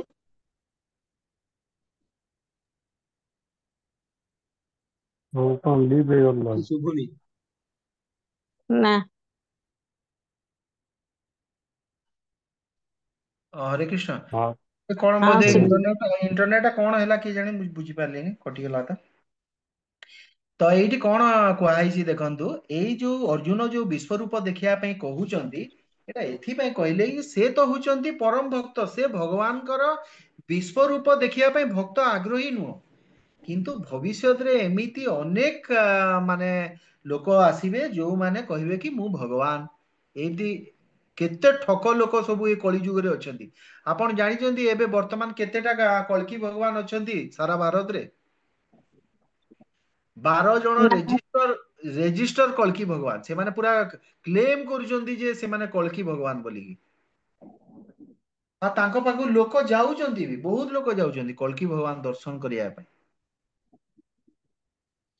ମୁଁ ଗୋଟେ ଭିଡିଓରେ ଦେଖିଥିଲି, ସେ ସ୍ୱାମୀ ସ୍ତ୍ରୀ 2 ଜଣ ବସିଥାନ୍ତି, ସେମାନେ କଳ୍କି ଭଗବାନ। ଆମା ଭଗବାନ। ହଁ, ସେ କଣ କଳ୍କି ହେଇଛନ୍ତି ସେମାନେ। ତ ଏଇ ସବୁ ଜିନିଷ ଯୋଉଟା ନ ହଉ, ସେଥିପାଇଁ ଭଗବାନ କଣ କହିଲେ କି, ଭଗବାନ କୃଷ୍ଣଙ୍କୁ କହିଲେ ମୁଁ ବିଶ୍ୱରୂପ ଦେଖିବା ପାଇଁ ଚାହୁଁଛି। ଭଗବାନ ଠକାମି ଭବିଷ୍ୟତରେ ଧରା ପଡିଯିବ। ଆଉ ଦେଖନ୍ତୁ, ଉପଦେଶଟା 2 ପ୍ରକାର ହେଇଥାଏ। ଗୋଟେ ଉପଦେଶ ହେଲା କି ଯୋଉଟା ଦଶମ ସ୍କନ୍ଧରେ ଭଗବାନ କଣ ଉପଦେଶଟା ସବୁ ବିଭୂତି ରୂପରେ ବର୍ଣ୍ଣନା କଲେ। ଆଉ ଗୋଟେ ଉପଦେଶ ଯୋଉଟା ଏକାଦଶ, ସେଇଟା ଉପଦେଶର ଆଉ ଗୋଟେ ପ୍ରକାର କଣ ହେଲା, ପ୍ରତ୍ୟକ୍ଷ ଦେଖେଇକିରି ଆପଣ ଉପଦେଶ କରିବେ। ଯେମିତି ଆମେ କହୁନୁ କଲେଜରେ ପାଠ ପଢିଲା ବେଳେ ଗୋଟେ ହଉଛି ଥିଓରି ଆଉ ଗୋଟେ ହଉଛି ପ୍ରାକ୍ଟିକାଲ। ତ ଅର୍ଜୁନ ଏବେ ଥିଓରି ପାଠ କରିସାରିଛନ୍ତି 10ମ ଅଧ୍ୟାୟରେ। ଭଗବାନଙ୍କୁ ଏବେ ସେ କହୁଛନ୍ତି ନାଇଁ, ମତେ ଏବେ ପ୍ରାକ୍ଟିକାଲ ଦରକାର, ଆପଣ ଏବେ ଦେଖାନ୍ତୁ ମତେ ବିଶ୍ୱରୂପ। ଏଇଟା ସେ ନିଜ ପାଇଁ କହୁନାହାନ୍ତି, ଭକ୍ତ ମାନଙ୍କ ପାଇଁ କହୁଛନ୍ତି, ସାଧାରଣ ଜନତା ମାନଙ୍କ ପାଇଁ କହୁଛନ୍ତି। ଆଉ ଭବିଷ୍ୟତରେ ହେବାର ଯୋଉ ଠକାମି, ଯୋଉଟା କଳି ଯୁଗରେ ହବ, ଯୋଉଟା ଭଗବାନ ବୋଲି ନିଜକୁ ଲୋକ କହିବେ, ଏଇଟାକୁ ଅଟକେଇବା ପାଇଁ କହୁଛନ୍ତି। ଶ୍ଲୋକ ନମ୍ବର 3 ଆମର ଗଲା, ତାପରେ ଆମେ 4 କୁ ଯିବା। ହରେ କୃଷ୍ଣ ପ୍ରଭୁଜୀ। ଆଜ୍ଞା। ମନ୍ୟସେ ଯଦି ତଚ୍ଛକ୍ୟଂ ମୟା ଦ୍ରଷ୍ଟୁମିତି ପ୍ରଭୋ ଯୋଗେଶ୍ୱର ତतो ମେ ତ୍ୱଂ ଦର୍ଶୟାତ୍ମାନମବ୍ୟୟମ୍। ଅନୁବାଦ, ହେ ପ୍ରଭୁ, ହେ ଯୋଗେଶ୍ୱର, ଯଦି ଆପଣ ଭାବନ୍ତି ଯେ ମୁଁ ଆପଣଙ୍କର ବିଶ୍ୱରୂପ ଦେଖିବାକୁ ସକ୍ଷମ, ତାହେଲେ ଦୟାକରି ଆପଣଙ୍କର ସେ ବିଶ୍ୱରୂପ ମତେ ଦେଖାନ୍ତୁ। ହରେ କୃଷ୍ଣ ପ୍ରଭୁ। ଧନ୍ୟବାଦ ପ୍ରଭୁजी। तो जीव तो अणु चैतन्य अटे आ भगवान विभु चैतन्य अटंती। चैतन्यता दी जन पाखरे अछि, जीव पाखरे भी अछि, भगवान पाखरे भी अछि। भगवान भी तो गोटे चैतन्य ना, भगवान कौन कौन निर्जीव कि भगवान चैतन्य, किंतु आमे होचु अणु चैतन्य, भगवान होचंदी विभु चैतन्य। सेति जीव कौन भगवान को बुझिबा निज चेष्टा रे संभव नु। भगवान को शक्ति अचिंत शक्ति, अर्जुन सेति में तांको जोगेश्वर बोली संबोधन करचंदी। आ अर्जुन कौन कहउचंदी आदेश दउनांती भगवान को के भगवान तमे देखाओ कि एटा एबे सखा रूप रे से कहउनांती, से तो प्रथम रु गुरु रूप रे भाबी देइचंदी। तापरे तांकर एते सब विभूति जानी सारला परे से आहुरी तांको भगवान का प्रति गोटे सम्मान पळे आछि। सखा रूप रे माने से न भाबी कि एबे से कोन कहउचंदी आदेश करूनांती, से कहउचंदी दया करिगिरी कृपा करिगिरी अनुरोध करूचंदी जे हे भगवान आ मु आपनको शरणागत हेइगिरी मु आपनको ए विश्व रूप आपनको देखिया पई मु चाहूची। भगवान दया करी जदि मु योग्य हेइतिबी ताहेले मते एटा टिके देखाନ୍ତୁ। अब जे पर्यंत संपूर्ण रूपे से माने जीव श्रीकृष्ण को शरणागत न हुए आ दिव्य भगवत सेवा रे नियुक्त न होए ताहेले कृष्ण ता निकटरे भगवान श्रीकृष्ण प्रकटित हेबे नाही। श्लोक नंबर 405। श्री भगवानुवाच पश्य मे पार्थरूपाणि शतशोऽथ सहस्रः नानाविधानि दिव्यानि नानावर्णाकृतीनि च। अनुवाद। श्री भगवान कहले, हे मोर प्रिय अर्जुन, ए पृथा पुत्र ସମୁଦ୍ର ପରି ବିଭିନ୍ନ ରଙ୍ଗରେ ରଞ୍ଜିତ ମୋର ବିଭିନ୍ନ ପ୍ରକାର ସହସ୍ର ସହସ୍ର ଦିବ୍ୟ ରୂପ, ମୋର ଐଶ୍ୱର୍ଯ୍ୟ ଦେଖ। ହରେ କୃଷ୍ଣ। धन्यवाद माने। पश्य रूपाणी, हे प्रिय अर्जुन मोर अनेक आकृति और वर्णर विशिष्ट मोर ए रूप को देख। रूपाणी का शब्द यूज करा है माने बहुवचन। यही दिव्य विश्व रूप स्थायी रूप नुह। कहीं स्थायी रूप नुह कौन ये विश्व रूपंकर कौन माने वैकुंठ धाम अच्छी कि एबे रामंकर साकेत लोक अच्छी, नरसिंहंकर लोक अच्छी, विष्णुंकर सब विष्णु लोक वैकुंठ लोक जो कहूँ। भगवान जेते अवतार समस्त गोटे गोटे लोक अच्छी, तांकर धाम अच्छी, किंतु ए विश्व रूपर कौन सी धाम नहीं। कहीं धाम नहीं कहले कौन कारण ही पारे? कारण हूँ एटा हूँ गोटे नित्य रूप नुह। एटा यही रूप रे कौन जो सब जिनस अर्जुन देखी ना से सब जिनस भी तो स्थायी नुह। कौन देखिले ए भितरे सब देखिले ए भितरे देखिले जे युद्धर परिस्थिति माने कौन हब फ्यूचर युद्ध रे कौन हब, किए बंचिबे किए मरिबे अर्जुन सब देखुचंदी कि स्वयं विश्व पितामह द्रोणाचार्य कृपाचार्य ए माने समस्ते जाईगिरी विश्व रूप रे जाईगिरी पूरा दांत भितरे पसिगिरी पूरा मुंड गुड़ा छिंडी पड़ुची।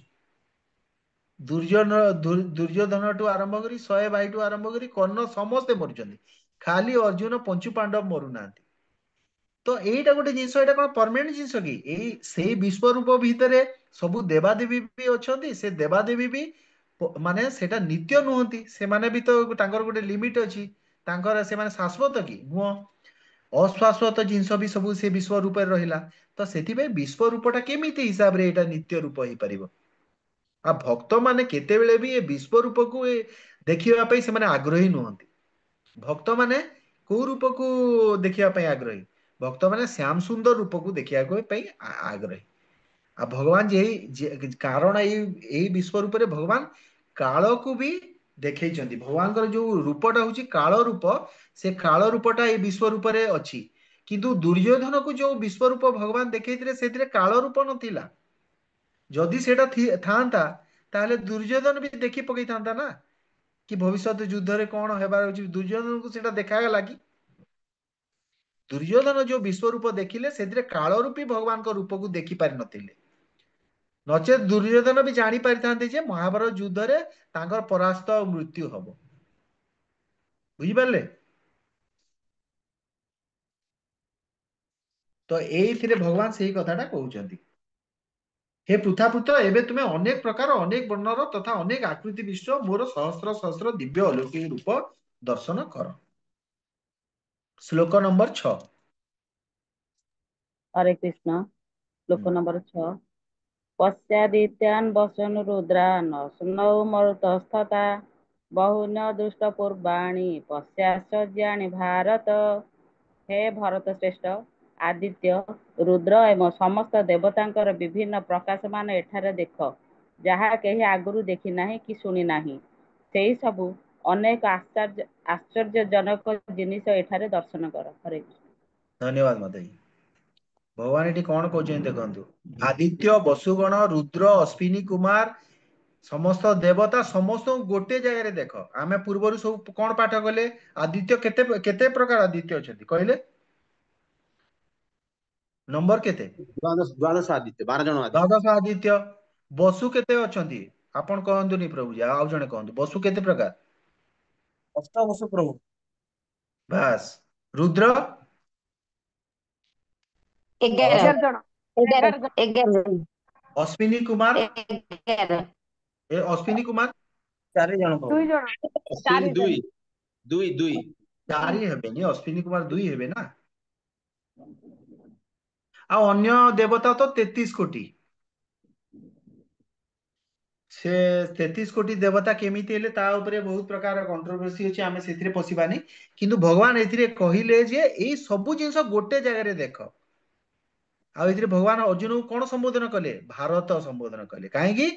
ତମେ ମହାନ ଭରତ ବଂଶରେ, ଭରତ ରାଜାଙ୍କର ବଂଶରେ ତମେ ଜନ୍ମ ହେଇଛ।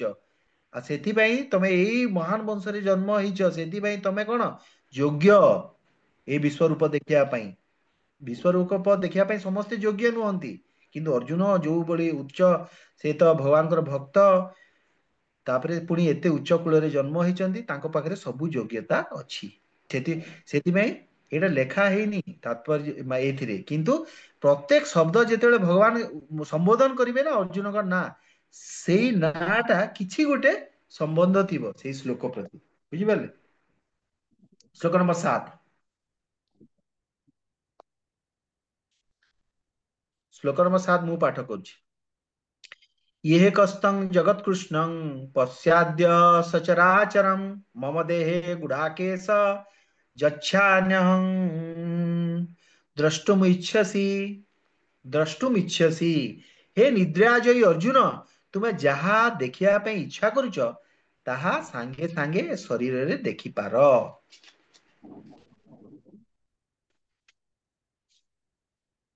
ଏ ବିଶ୍ୱରୂପ ସବୁ ତୁମକୁ ଦେଖାଇବ। ତୁମେ ବର୍ତ୍ତମାନ ଯାହା କରୁଛ, ଯାହା ଦେଖିପାର, ପୁଣି ଯାହା ଭବିଷ୍ୟତରେ ଇଚ୍ଛା କରିବ ତାହା ମଧ୍ୟ ଦେଖିପାର।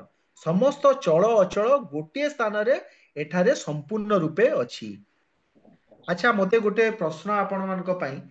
ଆପଣ ଏଇ ସାରା ପୃଥିବୀକୁ ଗୋଟେ ଜାଗାରେ ବସିକି ଜଣେ ଦେଖିପାରିବ? ଏଇ ସାଇଣ୍ଟିଷ୍ଟ ଆଜିକାଲିର ଯେତେ ମାନେ ଟେକ୍ନୋଲୋଜି କ୍ୟାମେରା ସବୁ ଆସିଲାଣି ନା, ୱେବ କ୍ୟାମ କହୁଛନ୍ତି, ଗୋଟେ ଜାଗାରେ ସାରା ପୃଥିବୀର ପ୍ରତ୍ୟେକ ଜାଗାକୁ ଜଣେ ଦେଖିପାରିବ କି ଗୋଟେ ଜାଗାରେ ବସିକି? ସମ୍ଭବ ନୁହଁ। କିନ୍ତୁ ଭଗବାନ ନାଇଁ କେମିତି ଶକ୍ତି, କହନ୍ତୁ ପ୍ରଭୁଜୀ। ନାଇଁ ପାର୍ଟଲି ଦେଖିପାରିବି, ସବୁ ସମ୍ଭବ ନୁହେଁ। ପାର୍ଟଲି ଦେଖିପାରିବ, କିନ୍ତୁ ପୁରା ହିସାବରେ ତ ଦେଖିପାରିବନି। କିନ୍ତୁ ଏଥିରେ ଭଗବାନ କଣ କହୁଛନ୍ତି? ଯୋଉ ଶକ୍ତି ଭଗବାନ ଦେବେ, ସେଥିରେ ଗୋଟେ ଜାଗାରେ ବସିକିରି ଏମିତି ଶକ୍ତି ଦିଆଯିବ ଯେ ସବୁ ଜିନିଷ ସେ ଅର୍ଜୁନ ଦେଖିପାରିବେ। ଏଥିରେ ଆଉ ଗୋଟେ କଥା ଦେଖନ୍ତୁ, ଯେତେବେଳେ ମଣିଷ, ମାନେ ମୁଁ ଶୁଣିଛି, ମଣିଷ ଯେତେବେଳେ ମରିଯାଉଛି ନା, ତାକୁ ଲାଷ୍ଟ ତା ଜୀବନରେ ଯାହା କିଛି କରିଛି, ସେ ଧରନ୍ତୁ 80 ବର୍ଷ ବଞ୍ଚିଛି, 80 ବର୍ଷ ଯାହା କିଛି ସେ ସବୁ କରିଛି, ସେଇଟା ଗୋଟେ ଚଳଚିତ୍ର ହିସାବରେ ତା ସାମ୍ନାରେ ଆସେ। ମାତ୍ର ଗୋଟେ ମିନିଟ, ଅଧା ମିନିଟ ଭିତରେ ସେ 80 ବର୍ଷର ସବୁ ଚିତ୍ର ତା ଆଖି ଆଗରେ ଭାସି ଯିବ ପୁରା। ଆଉ ସେ ଅଧ ମିନିଟ ଭିତରେ ସବୁ ଚିତ୍ର ଦେଖିକିରି ସବୁ ବୁଝିଯିବ, ସେ ଯିବ। ମୃତ୍ୟୁ ସମୟରେ ଭଗବାନ ତାକୁ ସେମିତି ଶକ୍ତି ଦିଅନ୍ତି। ତ ଗୋଟେ ସାଧାରଣ ଜୀବକୁ ଏତେ ଶକ୍ତି ଦଉଛନ୍ତି, ଅର୍ଜୁନକୁ କାହିଁ କଣ ପାଇଁ ନ ଦେବେ? ଏଥିରେ କଣ ମାନେ ଅସମ୍ଭବ ଜିନିଷ ରହିଲା? ବୁଝିପାରିଲେ? ନିଜର ବନ୍ଧୁ ବାନ୍ଧବ ମାନଙ୍କର ଭବିଷ୍ୟତ ମଧ୍ୟ ଅର୍ଜୁନ ଏଇଠି ଦେଖି ପାରିଛନ୍ତି, ଯାହା ଦ୍ୱାରା ସେ ବୁଝିପାରିଲେ ଯେ ମୁଁ କେବଳ ଗୋଟେ ନିମିତ୍ତ, ମୋର କିଛି ଶକ୍ତି ନାହିଁ। ଏ ଯାହା କିଛି ବି ହବ ସେଟା ଭଗବାନଙ୍କର ଇଚ୍ଛାରୁ ହବ, ମୋର କିଛି ଶକ୍ତି ହିଁ ନାହିଁ। ଆଚ୍ଛା, ଆମର କେତେ ସମୟ ରହିଲା? କେତେ 25 ଟାଇମ? ହେଲାଣି। हाँ 5 ମିନିଟ୍ ଆଉ ଆଉ 6 6 ମିନିଟ୍ ମିନିଟ୍। ଆଉ 6 ମିନିଟ୍ 5 ମିନିଟ୍ ରହିଲା। ठीक अच्छे आ गोटे नवा ताहले हला श्लोक 8 न तुम मां शक्य से द्रष्टुमनेनैव च स्वक्षुषा दिव्यं ददामि ते चक्षु पश्य मे जोगमेश्वरम तुमर ए चक्षुरे तुमे मते देखि परिबो नाही तेणु मु तुमको दिव्य चक्षु देउची जहा साहाଯ୍ୟରେ तुमे मोर जोगेश्वर देखि परिबो ना कोन सामान्य जड़ चक्षुरे विश्व रूप देखिबा सामर्थ काहारी पाखरे नाही किंतु एथिरे प्रश्न आसी पारे एबे आपण कहंतु विश्व रूप बड़ ना श्याम सुंदर रूप बड़ ଶ୍ୟାମ ସୁନ୍ଦର ରୂପ ଶ୍ୟାମ ସୁନ୍ଦର ରୂପ ବଡ। तो अर्जुन तो श्याम सुंदर रूप देखि पारुथिले ताकू कोन पई ताले पुणी आ गोटे पावर माने दरकार पड़ला जे भगवान एठी कहउछन्ती तुमर ए चक्षुरे तुमे मते देखि परिबो नाही जे भगवान श्रीकृष्ण रूप द्विभुज रूप को देखि पारुछन्ती से विश्व रूपठू तो आहुरी बड़ रूप होउची आपणकर द्विभुज रूप तो अर्जुन पाखरे माने जणे भाबी पारे केमिति एमिति हेगला ताहले कोन विश्व रूप जो माने देखुछन्ती से माने से भक्त माने कोन आउ माने बड़ भक्त की एटा सामान्य गोटे प्रश्न आसी पारे कि नाही किंतु अर्जुन जेहेतु भगवानकर सखा और नित्य पार्षद अटंती तांकर चक्षु सामान्य नथिला कारण भगवानकर माधुर्यमय शरीर देखिबा पई जे प्रेमांजन छुरित चक्षु दरकार ताहा अर्जुन पाखरे अछि जोटा कि से सेति में भगवान को देखि पारुचंती किंतु भगवानकर ऐश्वर्यमय जो शरीरटा से ऐश्वर्य शरीर कोटा विश्व रूपटा ऐश्वर्य हैला कि नाही ऐश्वर्य काहे कुआ जाए विभिन्न प्रकार शक्ति प्रदर्शन करवाटा सेटा ऐश्वर्य कुआ जाए द्विभुज रूपटा माधुर्य माने सेतिरे ऐश्वर्य कम एइथिरे कोन ऐश्वर्य तो किंतु भगवानकर ऐश्वर्यमय जो विश्व रूप देखिया पई भगवान दिव्य चक्षु दउछंती कारण कोन पई दउछंती कि जेमि देखंतु एबे यशोदा मां भगवानकर एते बड़ भक्त तांकर मां स्वयं किंतु कौन कले जेतेबेले भगवान जेतेबेले तांकर पार्टी खोलीचंती से सबु समग्र विश्व रूप विश्व ब्रह्मांड को से पार्टी भितरे देखिले कौन पई देखिले ने भगवान जोग माया को आदेश देले भगवान को इच्छारु से देखिले ता आगुरु एही भक्त कौन तांकर चक्षु नथिला से भगवान को निज कोଳରେ माने भगवान तांकर कोଳରେ खेलुचंती अर्थटा से जोग मायांकर शक्ति द्वारा भगवानकर इच्छा द्वारा माने अर्जुन भी सेमिति तांको पाखरे से गोटे भक्त तांको पाखरे से चक्षुटा अछि जोउतरे से श्याम सुंदर रूप को देखुचंती किंतु ए विश्व रूप देखेबा पई भगवान चाहिचंती तो सेथि पई भगवान तांको गोटे शक्ति देले जे से शक्ति द्वारा भगवान ए विश्व रूप देख बोली भगवान चाहुचंती जेहेतु सेथि पई ए शक्तिटा दिया हेछि बोली भगवान कहिले नहले केबे भी पाठक जे भगवत गीता पढुची से एमिति भाबिया कथा नै जे विश्व रूप जे देखुची से होची बड़ साधारण भक्त ही बाकी माने सब साधारण भक्त जो माने द्विभुज रूप देखुचंती नाही द्विभुज रूप जे देखुची से बड़ विश्व रूप जे भक्त केबे देखिबा पई चाहेनी तो प्रेमांजुन छरित चक्षु अर्जुन को पाखरे अछि किंतु एई माने रूप देखिबा पई भगवान जेहेतु करिसंती देखिबा पई सेति पई भगवान एटा दिव्य चक्षु भगवान को दउचंती सेही कथा एठी श्लोक रे कहिले तो आज आमर ताहेले 8टा श्लोक आमर सरला पुणी आमे आमर नेक्स्ट क्लास रे पुणी आमे 9 नंबर श्लोक रु आमे जीवा ए देखंतु ए 9 नंबर श्लोक रु एबे श्लोक मानकरे आउ बेसी किछि सेतिरे एंति विस्तृत भाव रे वर्णना करबा जिंस नाही एथिरे खाली कोन दिया है बहुत छोट माने कम कम भावार्थ दिया है तो एथिमे ए श्लोक गुड़ा बहुत टाइम लागिबनी जोउथिरे भावार्थ बेसी थिबो बा बुझिबार जिंस थिबो से हिसाब रे पुणी आमे से समय देबा जेति समय दरकार पड़िबो बुझि पाले पांचवा कल्पद्रुम कौन कहले प्रभु जी ଯୋଗେଶ୍ୱର ଯୋଗେଶ୍ୱର ଶବ୍ଦ କାହିଁକି ଏଠି जोगेश्वर शब्द अर्जुन एथिपाई कहचंती जे भगवानकर जोग ऐश्वर्य भगवान एथिरे देखेबा पई अर्जुन तांको अनुरोध करचंती माने जेते भी जोग शक्ति अछि से जोग शक्ति ଭଗବାନଙ୍କର ଯୋଗ ଶକ୍ତିଙ୍କ ତୁଳନାରେ ବିନ୍ଦୁ ମାତ୍ର। ଯେମିତି ସୌଭରୀ ମୁନି କଥା ଆପଣ ଜାଣିଛନ୍ତି। ସୌଭରୀ ମୁନି ଯେତେବେଳେ ଜଳ ଭିତରେ ରହିକି ତପସ୍ୟା କରୁଥିଲେ 60,000 ବର୍ଷ, ସେଠି କଣ କଲେ, ଯେହେତୁ ସେ ଗରୁଡଙ୍କର ମାନେ ଅପରାଧ କରିଦେଇଥିଲେ, ସେଥିପାଇଁ କଣ ହେଲା, ତାଙ୍କର ମନଟା ଅସଂଯତ ହେଇକିରି ସେ କଣ କଲେ, ମାଛ ମାନଙ୍କର ଯୌନ କ୍ରୀଡାକୁ ଦେଖିକିରି ତାଙ୍କର ମନ ଆସକ୍ତ ହେଇଗଲା କି କାଳେ ମୁଁ ବି ବାହା ହେଇଥାନ୍ତି, ମୁଁ ବି ସବୁ ଉପଭୋଗ କରିଥାନ୍ତି। ଜଳରୁ ବାହାରି ଆସିଲେ, ନିଜକୁ ସୌବରୀ ମୁନି 50 ଜଣ ସୌବରୀ ମୁନି କରିଦେଲେ। 50ଟା ସୌବରୀ ମୁନି ବାହାରିଗଲେ। ତାପରେ ଯାଇକିରି ରାଜାଙ୍କର 50ଟା ଝିଅକୁ ବାହା ହେଲେ। ତ ତାଙ୍କ ପାଖରେ ବି ଯୋଗ ଶକ୍ତି ଅଛି କି ନାଇଁ? କିନ୍ତୁ ଭଗବାନ କଣ, ଯୋଗ ଶକ୍ତିର ମାନେ ଯୋଉଟା ଭଗବାନଙ୍କର ଯୋଗ ଶକ୍ତି ତୁଳନାରେ ସେଟା ବିନ୍ଦୁ ମାତ୍ର। ଭଗବାନ ଅସଂଖ୍ୟ ଭଗବାନ କୃଷ୍ଣ ହେଇଗଲେ, ମାନେ ଅସଂଖ୍ୟ ଗୋପୀ ମାନଙ୍କ ସାଙ୍ଗେ ଯେତେବେଳେ ରାସ ନୃତ୍ୟ ହେଲା, ତ ସେଇ ଯୋଗ, ଏଇ ଯୋଗ ଶକ୍ତି ଏଇ ବିଶ୍ୱ ରୂପରେ ବି ଭଗବାନ ଦେଖେଇବେ।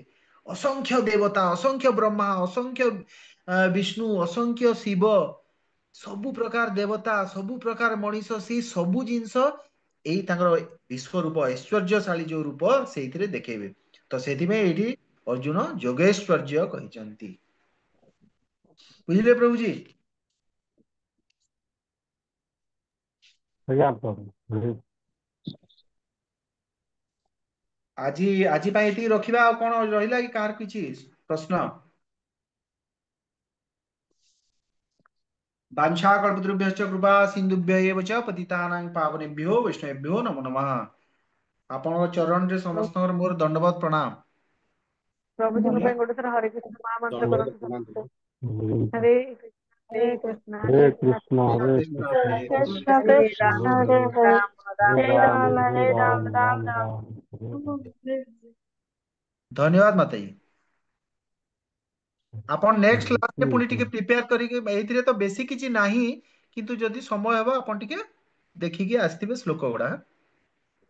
ରଖିବା ଏଇନା। ୟୁନିଟି 1 ଦଣ୍ଡବତ ପ୍ରଣାମ। ପରୀକ୍ଷା ହବ, କେମିତି ହବ? ଏମିତି ଆମେ ୟୁନିଟି 1 ର ଏକ୍ଜାମ ହବ। ହରେ କୃଷ୍ଣ ପ୍ରଭୁ, ଦଣ୍ଡବତ ପ୍ରଣାମ। ଭାଗବତ ଆଜ୍ଞା। ପ୍ରଭୁ, ମୁଁ କହିଲି ଭାଗବତ ପ୍ରଭୁ କହୁଥିଲି, ମୁଁ ସବୁ କଣ ହଁ ଜାଣି ୟୁନିଟ କୁହନ୍ତୁ, ହରେ କୃଷ୍ଣ ପ୍ରଭୁ। ମାତାଜୀ କୁହନ୍ତୁ। ମୁଁ କହିଲି ୟୁନିଟ 1 ର କଣ ଏକ୍ଜାମ ହବ, କେମିତି କଣ? ଏବାରେ ହବ ଆମର ସେଇଦିନ ଶନିବାର ହବ 7ଟା ବେଳେ। ଆଜ୍ଞା ପ୍ରଭୁ। ଆଉ ସବୁ ଓପନ ବୁକ୍ ରେ କ୍ଲୋଜ ବୁକ୍ ହବ ଯେ କଣ କେମିତି ପଡିବ ଚାପ୍ଟର ସବୁ? ଅଧ୍ୟାୟ 1 ରୁ 6, 1 ରୁ 6 ର 1 ରୁ 6, ଶ୍ଲୋକ। ହଁ ଆଜ୍ଞା 1 ରୁ ପ୍ରଭୁ। 6 ହବ।